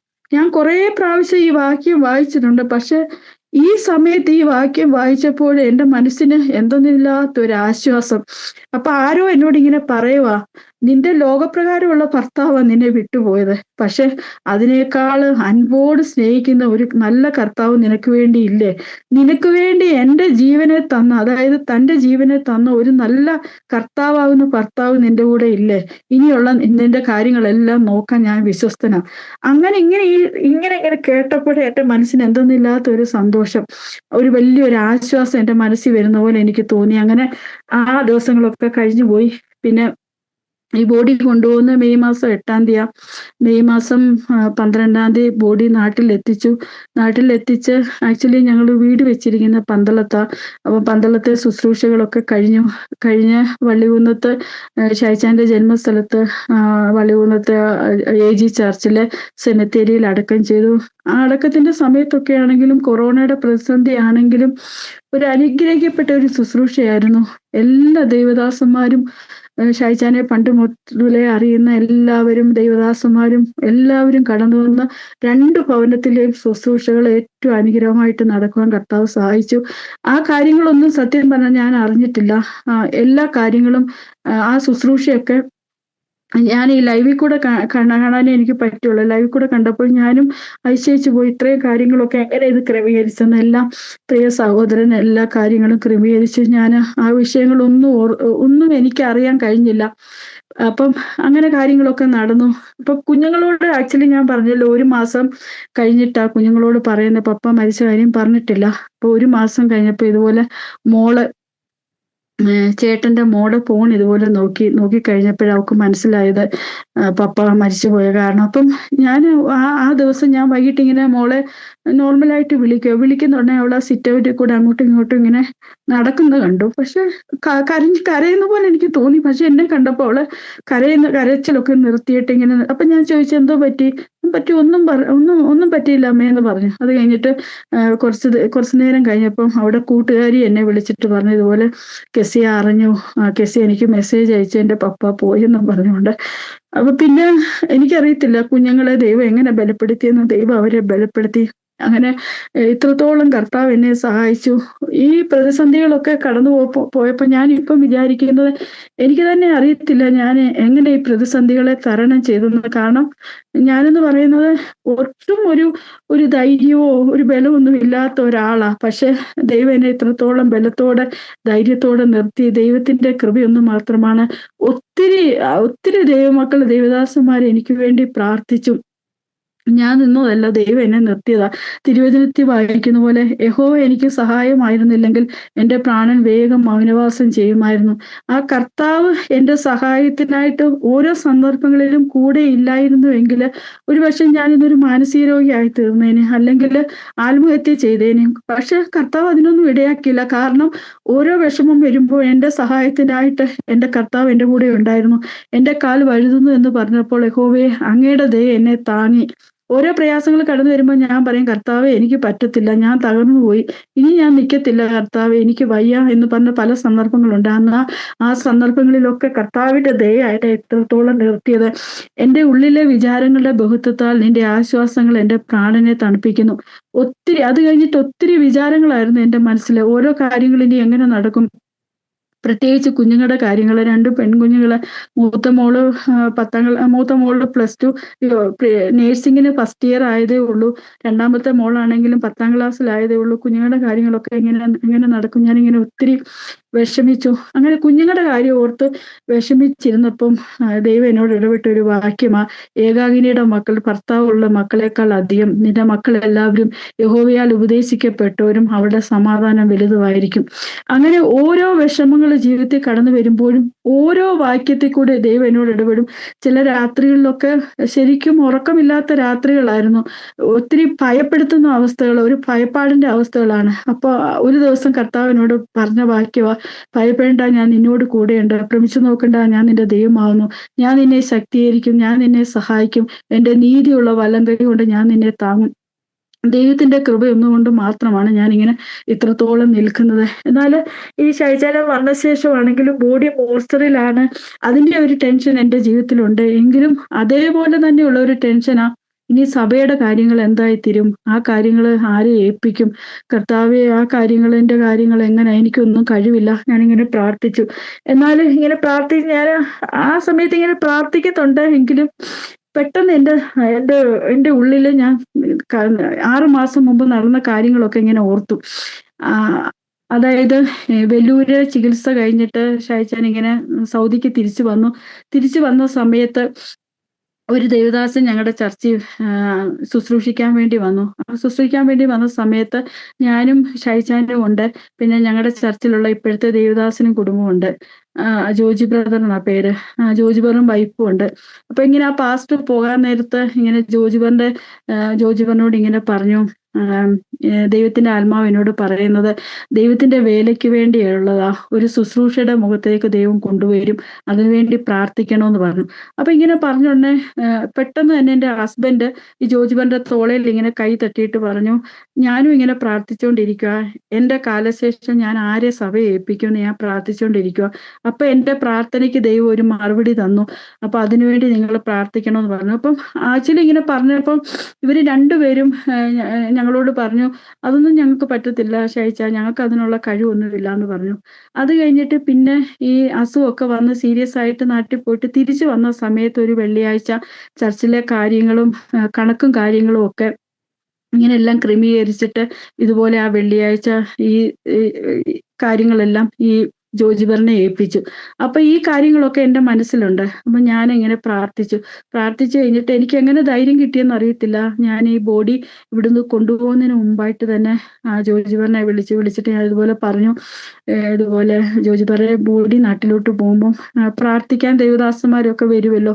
അത് കഴിഞ്ഞിട്ട് ലാസ്റ്റിലെ പ്രാർത്ഥന ജോജിബർ പ്രാർത്ഥിച്ച് ഷൈജാന്റെ ബോഡി ഇങ്ങനെ നാട്ടിലോട്ട് വിട്ട് കഴിഞ്ഞിട്ട് പിന്നീടുള്ള ശുശ്രൂഷ ജോജിബർ ഏറ്റെടുക്കണമെന്ന് പറഞ്ഞു. അപ്പൊ ആദ്യം എന്നോട് പറഞ്ഞു, ഞാൻ പ്രാർത്ഥിക്കുകയൊക്കെ ചെയ്യാം, പക്ഷെ ശുശ്രൂഷയൊന്നും ഏറ്റെടുക്കാൻ പറ്റത്തില്ല, അതിനുള്ള പ്രാഗൽഭ്യമൊന്നും എനിക്കില്ല എന്ന് പറഞ്ഞു. അങ്ങനെ ഞാൻ അത് കഴിഞ്ഞ് ബോഡി വിട്ട് കഴിഞ്ഞിട്ട് ഞാൻ ഞങ്ങളുടെ ചർച്ചിലുള്ള സഹോദരന്മാരോടൊക്കെ സംസാരിച്ചു. പിന്നെ അവരും ഈ ജോജിബറോട് സംസാരിച്ചു, അങ്ങനെ പ്രാർത്ഥിച്ചു. അങ്ങനെ 4 മാസം കഴിഞ്ഞപ്പോൾ, അതായത് സെപ്റ്റംബർ മാസത്തില്, അന്ന് ഫിസിക്കലായിട്ട് ആരാധനയൊന്നുമില്ല, സൂമിൽ കൂടെ ആയിരുന്നു. അങ്ങനെ സൂമിൽ കൂടെ ഒത്തിരി ദേവദാസന്മാരുടെ സാന്നിധ്യത്തില് സഭയുടെ ശുശ്രൂഷനായി പ്രിയ ജോജിബർ സഭയുടെ ശുശ്രൂഷനായിട്ട് ഏറ്റെടുക്കുവാൻ തക്കവണ്ണം കർത്താവ് സഹായിച്ചു. ഇന്ന് അനുഗ്രഹിക്കപ്പെട്ട ഒരു സഭ ഇവിടെയുണ്ട്. ദൈവം ഇത്രത്തോളം നടത്തി. അത് കഴിഞ്ഞിട്ട് പിന്നെ ഡിസംബർ ആയപ്പം ഞാൻ വെക്കേഷന് നാട്ടിൽ പോയി 2 മാസം എൻ്റെ മാതാപിതാക്കളോടൊപ്പം താമസിച്ചു. അത് കഴിഞ്ഞിട്ട് ആക്ച്വലി ഞാൻ പറഞ്ഞില്ല, ഞാൻ എൻ്റെ വീട്ടിലെ ഇളയ മകളാ. അപ്പം എൻ്റെ മൂത്ത സഹോദരിയും ഞാനും തമ്മിൽ 18 വയസ്സിന്റെ വ്യത്യാസമുണ്ട്. അപ്പം സഹോദരങ്ങളെല്ലാം ഒത്തിരി ലാളിച്ച് വളർത്തി. എൻ്റെ മാതാപിതാക്കളാണെങ്കിലും ഒരു ബുദ്ധിമുട്ടോ ഒരു കഷ്ടപ്പാടോ ഒന്നും എന്നെ അറിയിച്ചിട്ടില്ല. അങ്ങനെ ഒരു ബുദ്ധിമുട്ടും അറിയാതെ ജീവിച്ചു വളർന്ന ഒരു വ്യക്തിയാണ് ഞാൻ. അപ്പം അത് കഴിഞ്ഞപ്പോ ഇങ്ങനെയുള്ള പ്രതിസന്ധി എൻ്റെ ജീവിതത്തിൽ വന്നു. പ്രത്യേകിച്ച് ഷായിച്ചാന്റെ വേർപാട്, അതെന്റെ മാതാപിതാക്കൾക്ക് ഒറ്റൊരു സഹിക്കാൻ പറ്റാത്ത ഒരവസ്ഥയായിരുന്നു. അങ്ങനെ 1 വർഷം കഴിഞ്ഞപ്പം, അതായത് 2021 സെപ്റ്റംബർ 16 എൻ്റെ പിതാവ് ഈ ലോകത്തിൽ നിന്ന് മാറ്റപ്പെട്ടു. അത് കഴിഞ്ഞ് 21ാമത്തെ ദിവസമായപ്പം ഓഗസ്റ്റ് 16 പിതാവ് ലോകത്തിൽ നിന്ന് മാറ്റപ്പെട്ടു. 21 ദിവസം കഴിഞ്ഞ് സെപ്റ്റംബർ 6 എൻ്റെ മാതാവ് ഈ ലോകത്തിൽ നിന്ന് മാറ്റപ്പെട്ടു. പിന്നുള്ള കാര്യങ്ങൾ എന്ന് പറഞ്ഞാല്, നമ്മളെ സ്നേഹിക്കുകയും ചെയ്യുന്ന 3 പ്രിയപ്പെട്ടവർ ഈ 1 വർഷത്തിനകം ഈ ലോകത്തിൽ നിന്ന് മാറ്റപ്പെട്ടു എന്ന് പറഞ്ഞാല്, എനിക്കറിയത്തില്ല ഇപ്പൊ ഞാൻ എങ്ങനെ അതിനെയൊക്കെ തരണം ചെയ്തു എന്ന്. പക്ഷെ ദൈവം ഇത്രത്തോളം ബലപ്പെടുത്തി. അത് കഴിഞ്ഞിട്ട് പിന്നെ ഞാൻ പിതാവിന്റെ ഫിനറലിന് പോകാൻ പറ്റിയില്ല. മാതാവിന്റെ പുനർ സർവീസിന് പോയി തിരിച്ചു വന്നു. അപ്പൊ മോള് ആണെങ്കിലും മൂത്ത മോള് നേഴ്സിംഗ് കഴിഞ്ഞു. അപ്പൊ നേഴ്സിംഗ് ഒക്കെ പഠിച്ചുകൊണ്ടിരിക്കുന്ന സമയത്തും ഞാൻ കർത്താവിനോട് പ്രാർത്ഥിച്ചു, ദൈവമേ, കുഞ്ഞിന്റെ വിവാഹമൊക്കെ വരുന്ന സമയമാ, എനിക്ക് എങ്ങനെ പോയി അന്വേഷിക്കണം, ആരുമായിട്ട് അന്വേഷിക്കണം, ഒന്നും എനിക്ക് അറിയത്തില്ല. എല്ലാം അവളുടെ പിതാവ് ദൈവമാണ്. ആ ദൈവത്തിന്റെ കാര്യങ്ങളിലേക്ക് ഞാൻ ഏൽപ്പിച്ചു.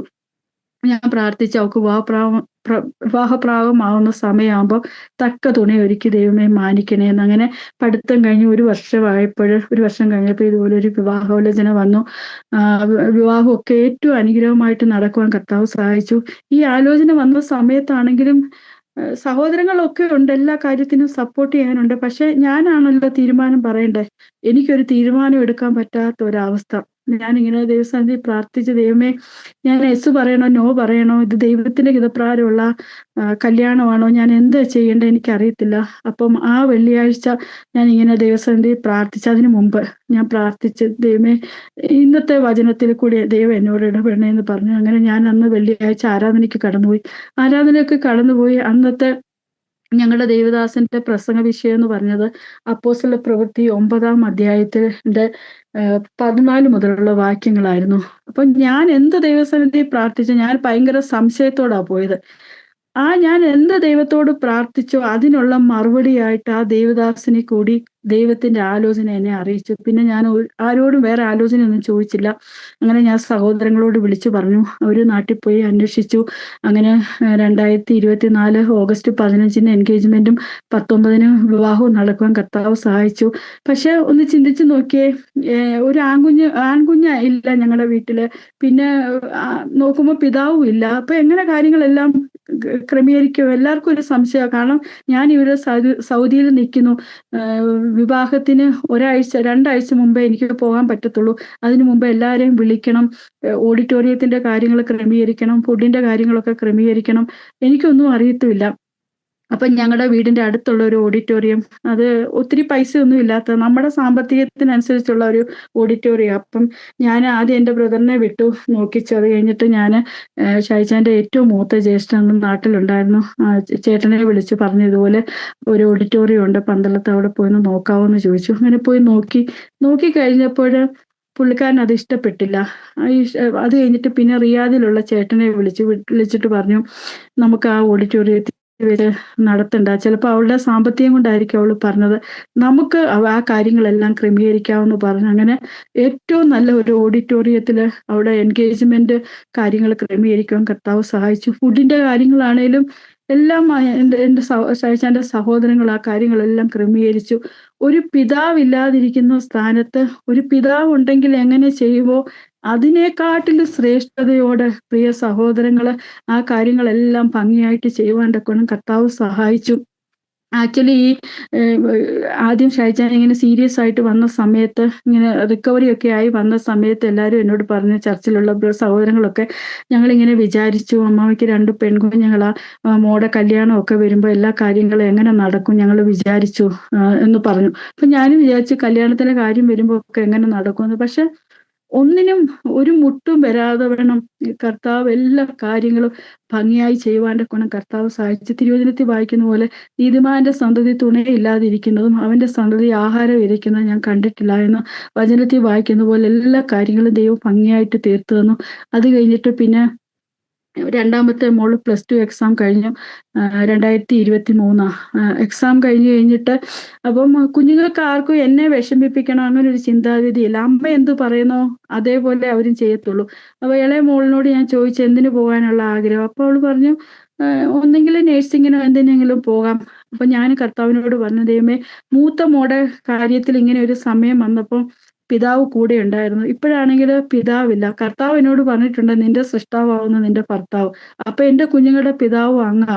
അപ്പൊ ഏത് കോഴ്സിന് വിടണം എനിക്കൊരു തീരുമാനം എടുക്കാൻ പറ്റത്തില്ല കർത്താവെ, അങ്ങ് ഒരു വഴി കാണിച്ചു തരണേ എന്ന് പറഞ്ഞു. അങ്ങനെ ദൈവത്തോട് പ്രാർത്ഥിച്ചു.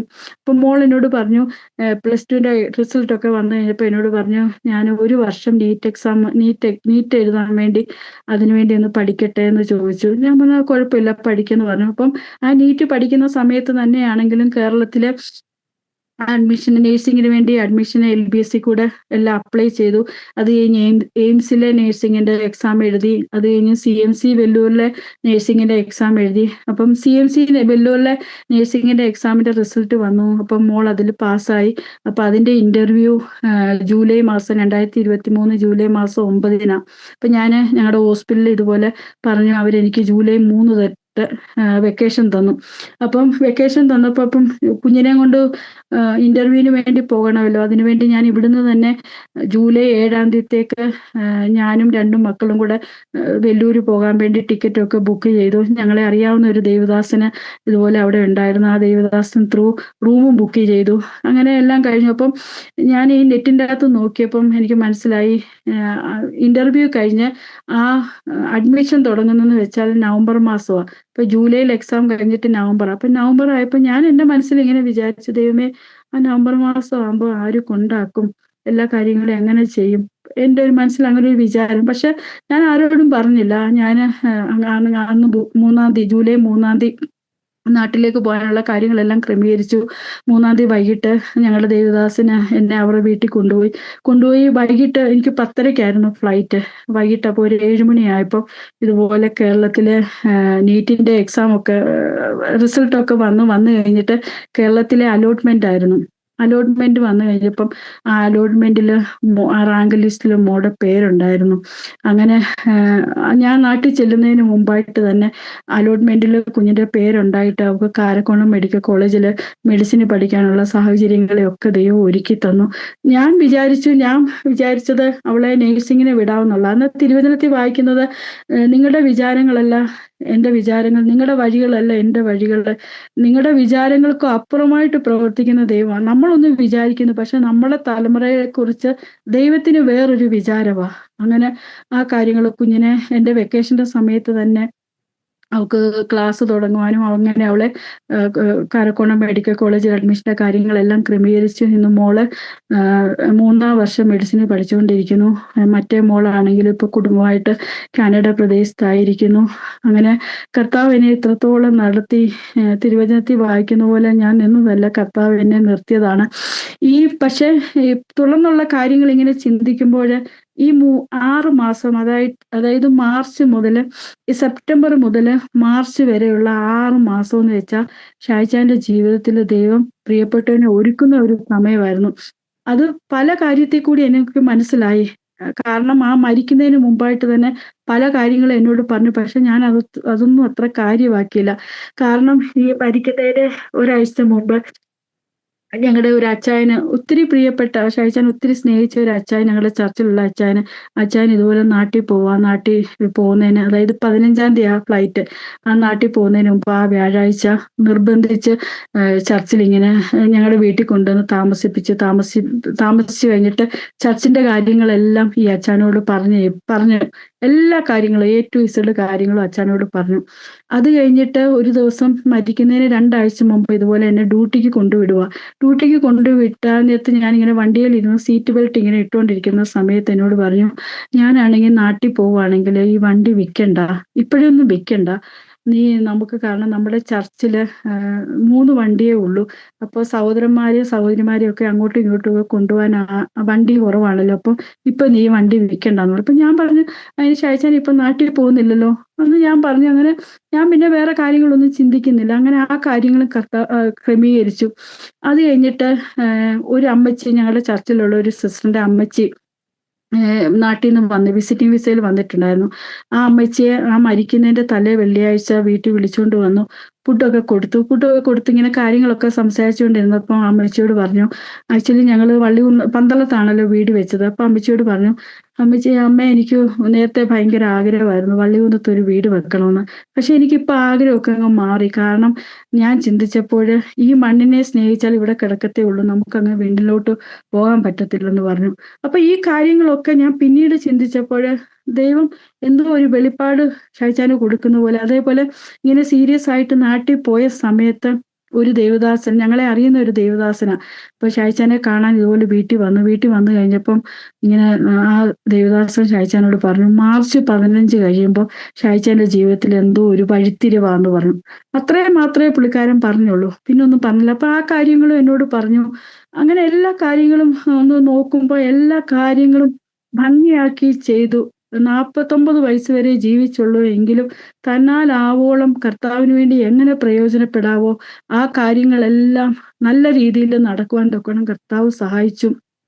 ഒത്തിരി ഉപവസിക്കുന്ന ഒരു വ്യക്തിയായിരുന്നു, ഒത്തിരി പ്രാർത്ഥിക്കുന്ന ഒരു വ്യക്തിയായിരുന്നു. 7 ദിവസം, 14 ദിവസം, 21 ദിവസമൊക്കെ ഉപവസിക്കും. അപ്പം ഇവിടെ ആരാധന തുടങ്ങിയ അന്ന് മുതൽ ഈ സെപ്റ്റംബർ മാസം വരെ എല്ലാ മാസത്തിന്റെയും അവസാനത്തെ 3 ദിവസം പൂർണ്ണമായിട്ട് ഉപവസിക്കും.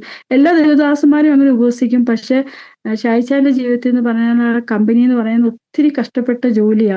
ഇച്ചിരി വെള്ളം പോലും കുടിക്കാൻ പറ്റാത്ത സമയങ്ങളുണ്ട്. അപ്പൊ ഞാനും പറയും അങ്ങനെയൊന്നും ഇത്രയും ഉപവസിക്കൊന്നും ചെയ്യേണ്ടെന്ന് പറയും. പക്ഷെ ഞങ്ങളുടെ ഭൗതിക കാര്യത്തിന് വേണ്ടി ഒന്നുമല്ല, സഭയുടെ ആത്മീക വളർച്ചയ്ക്ക് വേണ്ടിയായിരുന്നു.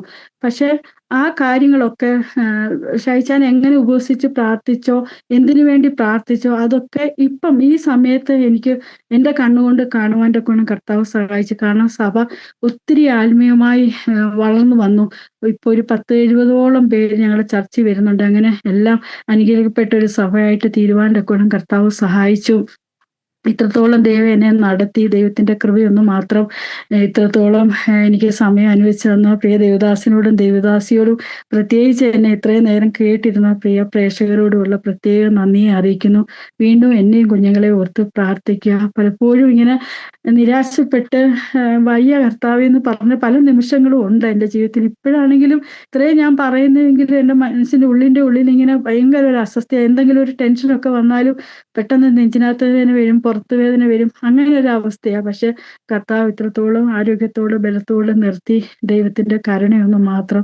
എല്ലാം മാനവും മഹത്വവും ഞാൻ ദൈവത്തിന് അർപ്പിക്കുന്നു. Praise lord. അതന്നെ, സ്തോത്രം. എനിക്ക് സിസ്റ്റർ സാക്ഷ്യത്തിൻ്റെ ആദ്യ ഭാഗങ്ങൾ കേൾക്കാൻ പറ്റിയില്ല, എങ്കിലും ലാസ്റ്റ് കുറേ കാര്യങ്ങൾ കേട്ടു. ജീവിതത്തിലെ പ്രതിസന്ധികൾ വരുമ്പോൾ നമ്മളോട് കൂടെ നിൽക്കുന്ന കൈവിടാത്ത കർത്താവ്. ഈ യെശയ്യാവ് 54 ഒത്തിരി ദൈവമക്കളെ ബലപ്പെടുത്തിയിട്ടുള്ളൊരു അധ്യായമാണ്. നമ്മുടെ ജീവിതത്തിലെ ഏത് വലിയ പ്രതിസന്ധിയാണെങ്കിലും കർത്താവിന് നമ്മളോട് പറയാനുള്ളത്, കുന്നുകൾ മാറിപ്പോയാലും അവിടുത്തെ ദയ നമ്മളെ വിട്ട് മാറുകയില്ലെന്നുള്ളതാണ്. പർവ്വതങ്ങൾ, കുന്നുകൾ അകന്നു പോകുക അസംഭവമാണ്. പക്ഷേ കർത്താവിന് നമ്മളോട് പറയാനുള്ളത് അവിടുത്തെ ദയ നമ്മളെ വിട്ട് മാറുകയില്ലെന്നുള്ളതാണ്. സിസ്റ്റർ സാക്ഷ്യത്തിലും നമുക്കതാ കേൾക്കാനിടയായി തീർന്നത്. കർത്താവിൻ്റെ അസാധാരണമാകുന്ന കൃപ ആ ജീവിത സാഹചര്യങ്ങളിലൊക്കെ കൂടിയിരുന്നു. വലിയ വേദനിക്കുന്ന അനുഭവങ്ങളിലൂടെ പോയത്. അതിന് ശേഷവും ലോക്ക്ഡൗണിൻ്റെ സമയമൊക്കെ ആയതുകൊണ്ട് നമുക്ക് ആ ഫ്യൂണറലിൻ്റെ കാര്യമൊക്കെ നമ്മൾ പറഞ്ഞത് കേട്ടില്ല. അത് വളരെ സങ്കടകരമായ ഒരു അവസ്ഥയായിരുന്നു. എന്നാൽ അതിലൊക്കെ അതിജീവിക്കാനുള്ള കൃപ കർത്താവ് നൽകി. പിന്നത്തേതിലും ജീവിതാനുഭവങ്ങളിലൊക്കെ കർത്താവിൻ്റെ സാന്നിധ്യം കൂടിയിരുന്നു. ഇതെല്ലാം ഓർത്ത് ദൈവത്തിന് മഹത്വം കരയറ്റുകയാണ്. സൗദി അറേബ്യയുടെ ദേശത്ത് ദൈവിക പ്രവർത്തികൾ പിന്നെയും കാണുവാൻ കർത്താവ് സഹായിക്കട്ടെ എന്ന് പ്രാർത്ഥിക്കുകയാണ്. സിസ്റ്ററിന് എന്തെങ്കിലും വിട്ടുപോയ ഭാഗങ്ങളുണ്ടെങ്കിൽ പറയാം. ഇല്ല എങ്കിൽ നമ്മുടെ പ്രേക്ഷകർക്ക് വേണ്ടി പ്രാർത്ഥിച്ച് ഈ സെക്ഷൻ നമുക്ക് വൈൻഡപ്പ് ചെയ്യാം. എന്തെങ്കിലും അനുഭവങ്ങളോ മറ്റോ വിട്ടുപോയതുകൊണ്ട്? എല്ലാം ഞാൻ പറഞ്ഞു തോന്നുന്നു. പിന്നെ എനിക്ക് പറയാനുള്ള പാസ്റ്റർ, ഈ ജീവിതാനുഭവത്തിൽ കൂടെ ഞാൻ കടന്നു പോയപ്പോഴും എന്നെ സഹായിച്ച ഒത്തിരി വ്യക്തികളുണ്ട്. പ്രത്യേകിച്ച് സൗദികള്. ഞാൻ സിസ്റ്റർ സാക്ഷ്യം കേട്ടാണല്ലോ, ആദ്യം മുതൽ തന്നെ ഓരോ കാര്യത്തിനും ഈ കാര്യങ്ങൾ എങ്ങനെ നടക്കും, ഇങ്ങനെ നമ്മൾ ഭാരപ്പെടുമ്പോൾ തക്ക സമയത്ത് ഓരോരുത്തരെ ദൈവം അവിടെ അയക്കും. ഇസ്രായേൽ മക്കള് മാറയിൽ വന്നു. മാറയിലെ വെള്ളം കയ്പായിരുന്നു. പക്ഷെ ആ കയ്പിനെ മധുരമാക്കാൻ വേണ്ടി ഒരു വൃക്ഷം അതിന്റെ അടുക്കുണ്ടായിരുന്നു എന്ന് പറഞ്ഞതുപോലെ എൻ്റെ ജീവിതത്തിൽ ഒത്തിരി മാറയുടെ അനുഭവം വന്നു. പക്ഷെ ആ സമയത്തൊക്കെ എൻ്റെ കർത്താവ് എൻ്റെ സഹായകനായി കൂടെ ഇരുന്നു. അതേപോലെ എന്നെ കേൾക്കുന്ന ആരെങ്കിലും ഇതുപോലെ കുഞ്ഞുങ്ങളുടെ വിഷയങ്ങൾ ഓർത്ത് ഭാരപ്പെടുന്നവരൊക്കെ ആണെങ്കിലും ഈ ലോകപ്രകാരമൊക്കെ നമ്മളെ സഹായിക്കാനൊക്കെ ഒരു പക്ഷെ ഓരോരുത്തരൊക്കെ കാണും. പക്ഷെ കർത്താവിന്റെ സഹായം ഉണ്ടെങ്കിൽ എല്ലാം നടക്കത്തുള്ളൂ. അതുപോലെ ഞാനിങ്ങനെ കടന്നുപോയ പ്രതിസന്ധികൾ ഒത്തിരി പേര് എന്നെ ആശ്വസിപ്പിച്ചു. ഒത്തിരി വചനത്തിൽ കൂടെ ആണെങ്കിലും ഒത്തിരി എന്നെ ആശ്വസിച്ചു. പക്ഷെ മനുഷ്യന്റെ വാക്കുകളൊന്നും നമുക്ക് ആശ്വാസം തരത്തില്ല. കർത്താവ് നമുക്ക് സമാധാനം തന്നെങ്കിലേ ആ സമാധാനം നിലനിൽക്കത്തുള്ളൂ. അങ്ങനെ കർത്താവ് ഇത്രത്തോളം നടത്തി. അത്ര മാത്രമേ എനിക്ക് പറയാനുള്ളൂ. അതെ അതെ സിസ്റ്ററെ, കർത്താവ് കൂടി ഇരുന്നത് കൊണ്ടാണ്, അതുകൊണ്ട് മാത്രമാണ് നമുക്കിന്നും മുൻപോട്ട് പോകാൻ ബലപ്പെടുവാനും ഒക്കെ കഴിഞ്ഞത്. കർത്താവ് സഹായിക്കട്ടെ. നമ്മുടെ പ്രേക്ഷകർക്ക് വേണ്ടി ചുരുക്കമായിട്ട് സിസ്റ്റർക്ക് തന്നെ ഒന്ന് പ്രാർത്ഥിക്കാം. സ്തോത്രം. ഓക്കെ.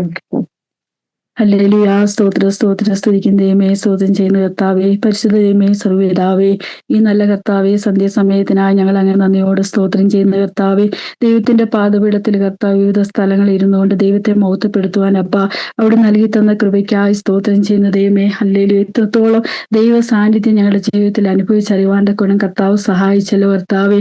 അല്ലേ അടിയൻ ഇങ്ങനെ സാക്ഷി വരാനുള്ള സാഹചര്യങ്ങളെയൊക്കെ ദൈവം ഒരുക്കി തന്നതിനായി സ്തോത്രം ചെയ്യുന്ന കർത്താവേ.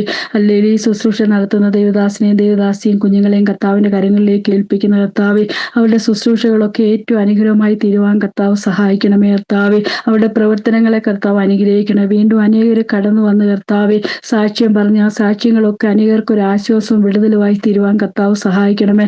പ്രിയ ദേവദാസിയെയും കർത്താവ് ശക്തമായി ഉപയോഗിക്കുമാറാണമേ.